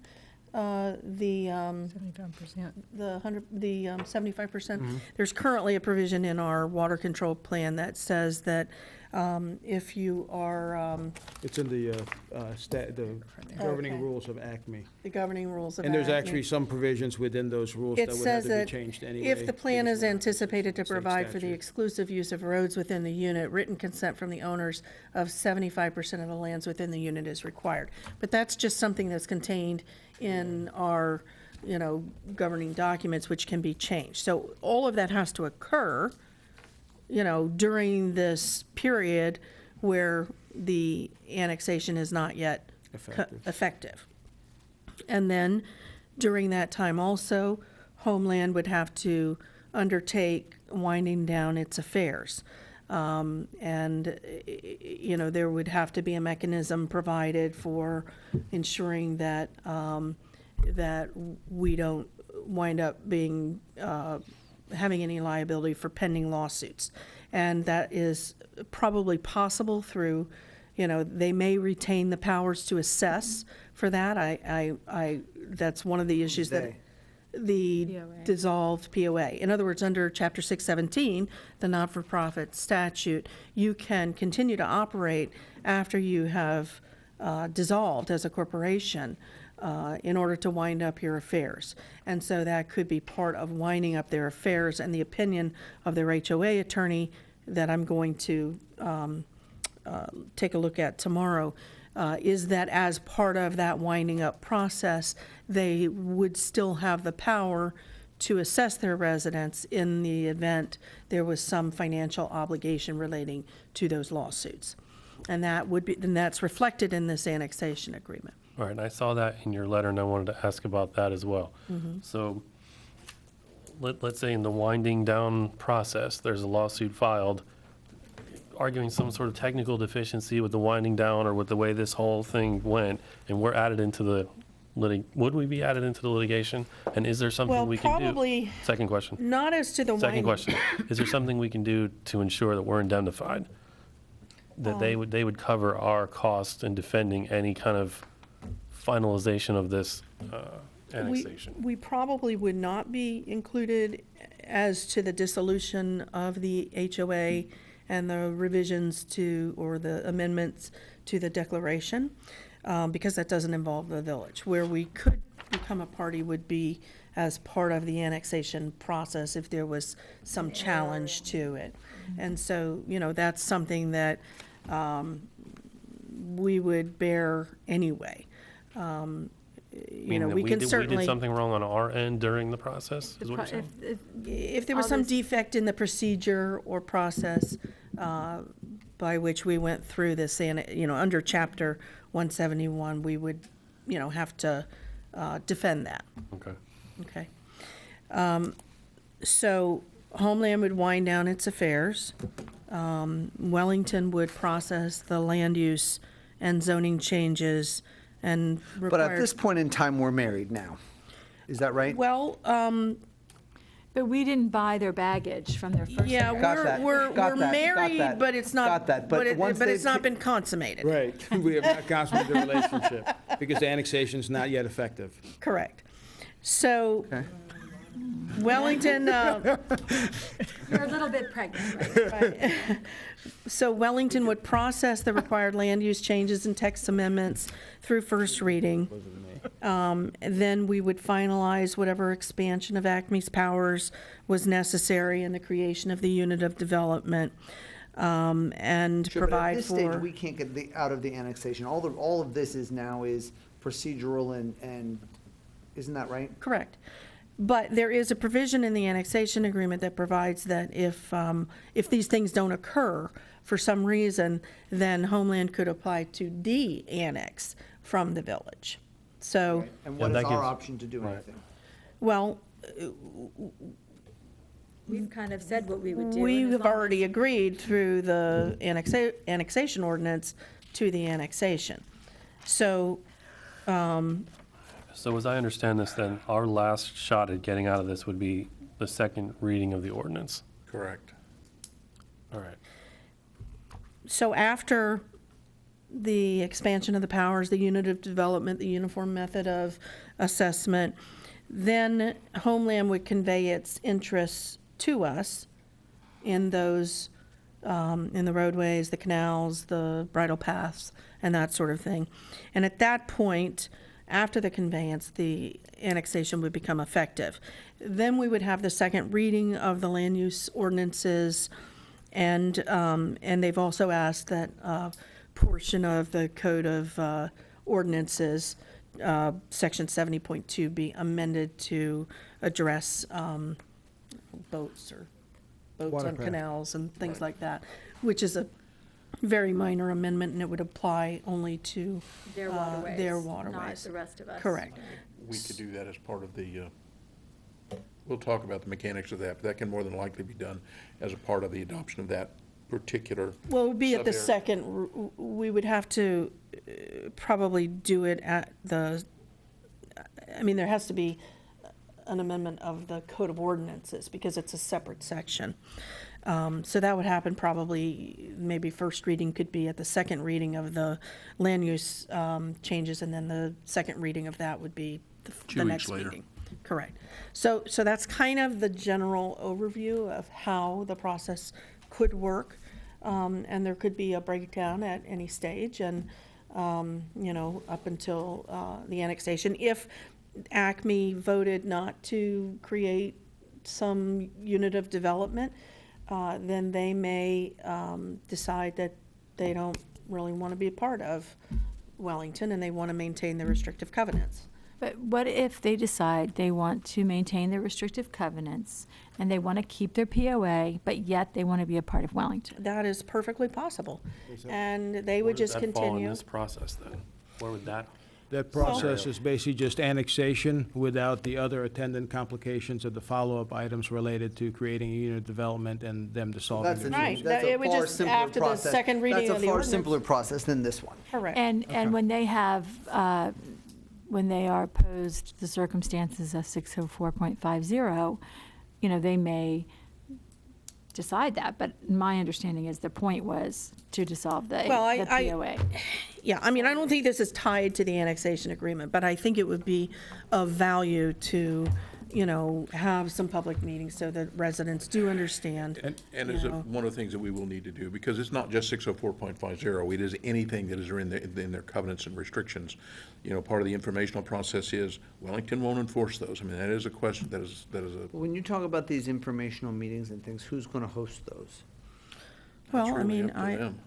Yeah, traditionally, what's happened in other communities is that those are hosted by the actual municipality, and it's basically an open house type setup. Now, as just for matter of fact, we actually have already attended a previous, about a year ago, homeowner association meeting where they held their vote for the new board and that type of things, and Mr. Basehart and I attended and answered questions related to zoning, land use, et cetera. And then subsequently, we also held an actual meeting here on property where we presented and answered additional questions from their residents. And the reason for wanting to have them make sure that residents understand that is because if those restrictions go away, and if if somebody comes in and wants to build, 10 barns on one of the parcels, they're going to be looking to you as their elected officials to protect them, and they need to know the limitations that exist under Florida law. If they weren't talking about resolving their restrictions, then, it wouldn't be necessary to even have that conversation. And they need to walk in with their eyes open. And I'm less Correct. concerned about that, because part of the discussion that they're going to have is, do we free ourselves of our of our restrictions and of our covenants and restrictions? That is something that, as a community, they're going to have to vote on. They have to vote them out of existence. It takes a majority vote to do it. There are a couple of questions in my mind, even if they vote them out, even if they say we don't have these anymore, do people who bought under those things have the ability to go back to court and say, this is how I bought, and even if you're gone, and reasonable we have understanding. experience with that already, when the school was looking to go into Saddle Trail. Was Saddle Trail? Paddock 2. Paddock 2. And then we had one of our residents who said, yeah, HOA is gone, nobody's enforced this, but I signed those covenants and restrictions, and so that is something they're going to have to explain. Say I can't have a peacock or a goat, but I can have 4 horses to the acre. Given the sophistication of the people who own in there, I am not worried that they are not going to understand that, and we will make sure that they communicate that effectively. So what the agreement is a roadmap to how this would all occur. But again, you will be informed at every stage, and there will be public hearings and all kinds of things that will occur so that you can make these decisions. This agreement doesn't make any of those decisions. It just lays out the process for getting to that end result, if that's what everybody wants and what the electors vote to do. And it's the process that you And just laid out for have no fewer us? than 5 public I'm hearings sorry. to go through. I couldn't hear you. The process public is as hearing. you just laid it out for Yes. us? Okay. And that's in the 5 agreement. public hearings for what, Mr. You are going to be in front of EPC. They're going to be in front of EPC, because we can't do anything to the an equestrian that doesn't go Okay, to so them. it's going to EPC. It's going to go to PZB. planning and zoning. It is going to come to council for first reading of the annexation agreement, council for the second reading of the annexation agreement, and first reading of the land use plan, and then you have the second reading of the land use plan. You have 5 public hearings as a minimum that you're going to be going through. Well, after the second annexation, after the You're second. stuck. Yeah, you're, Right, so it's, okay. it's going to go to referendum So to them. you've got 4, you got 4 before you get it, and then you have the 5th one that's Correct. more pro forma. Okay, my last couple questions on this. Who are we hearing from on the behalf of the Homeland Board tomorrow? Well, I imagine Mr. Mr. Kurtz Kurtz is will, their want authorized to make representative. a presentation. I hope that some members of their board, and not just Mr. Kurtz, are going to be here I to ex- ask us to do this. I mean, I I'll have a believe They much wouldn't greater. generally- Amy Beller is on their board, I believe. I think she may. Yeah, she's on a subcommittee. But yeah, I'm sure the board members will be in attendance. But your counsel is, just like we're not, if we're involved in litigation, Lori's our counsel to Yeah, but I represent think, us. but I think this is a little different than a lawsuit per se. No, it is, because they can still get out of it. So that's part of the discussion, is they could still get out of it, and so could we. Understood, but Yeah. Yep. Between today and tomorrow, I hope to have a more definitive answer on a couple of the items that we discussed, including the are those winding. items in this agreement? Winding down of the affairs of the association, also, I want to make sure that Mr. Edwards, Ken Edwards, is, whether there's anything that needs to be added with respect to the unit of development, because he will be involved in that process, just like he was with the Saddle Trail process. And so you could see a few little tweaks to the agreement tomorrow, but I don't Ms. expect Cohen, any can you just- wholesale. That was going to be my wholesale. second question. Can you tell me where you believe tweaks in this document might occur? Meaning Well, this just- document is what I revised. In other words, you have a Right. clean copy of the revised. Right, the one that we got at the start of this meeting. Correct. But it's different from the one that's in your packet. I understand. This Okay. handout one right here. Yes, correct. Okay, but now you're telling me there could be a few additional tweaks to this one, and I'm asking you to tell me where you believe those might be. Well- It's not throughout this whole thing, it's not No, gonna be two no, or no. three on every And- page, is and- it? No, no. Okay. So the, I don't know if I can tell you exactly where. I mean, certainly, we're going to be talking about or taking a look at the Chapter 617 and the winding down of affairs, which is called for in the agreement. Certainly, we're going to be taking a look at the issue of whether the restrictive covenants remain, even if there's a vote to dissolve the association. And then if there's anything else that Mr. Edwards sees here that, needs to be reflected in the agreement, Okay, so it's not, such it's not as- editing of paragraphs per se, it's things we may need to add or figure out where they're Exactly. gonna go or how they're gonna be included. Procedurally For related to the example, unit of development. We mentioned the 75% that's in our. Acme. In our Right. Acme regulations. Okay, so That I may apologize. need So to it's be- not that we're looking at this particular paragraph or that, there may be No. wholesale paragraphs added. different Correct. There things. could- But I don't expect it to be major revisions. I think that it could be,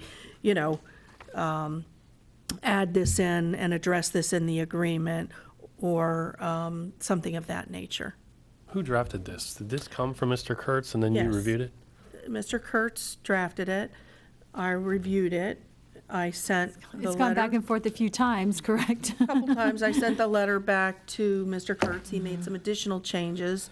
I looked at it again, and then it's going to be looked at by Caldwell Passetti as part of the, process of the Unit of development. things that they're helping us with, the unit of development. MSTU, is it They're gonna, part of the MSTU. so unincorporated Palm Beach County is part of the MSTU, so that that will not That's change not for going them? to change. Okay. Correct. Lastly, one thing that just also affects the schedule, that it's out of anybody's control, is that referendum vote is something that's scheduled through the supervisor of elections. So unless it coincides with a generally scheduled election, that's a cost that, while we would incur it, it would, again, be a reimbursed cost. They would have to pay for that cost of a special election, and that would also be subject to the supervisor being able to schedule that. And right now, so far, everything we've done in regards to this, we've covered at, the cost of. correct. And everything staff that done. they've done in regards to this, they've covered. Correct. Correct, So going forward, that'll be part of what's laid out, who's covering what costs. correct. Well, And that's they're reflected. going to bear the costs of the procedure. That's reflected in the annexation Agreement. agreement. Okay. So.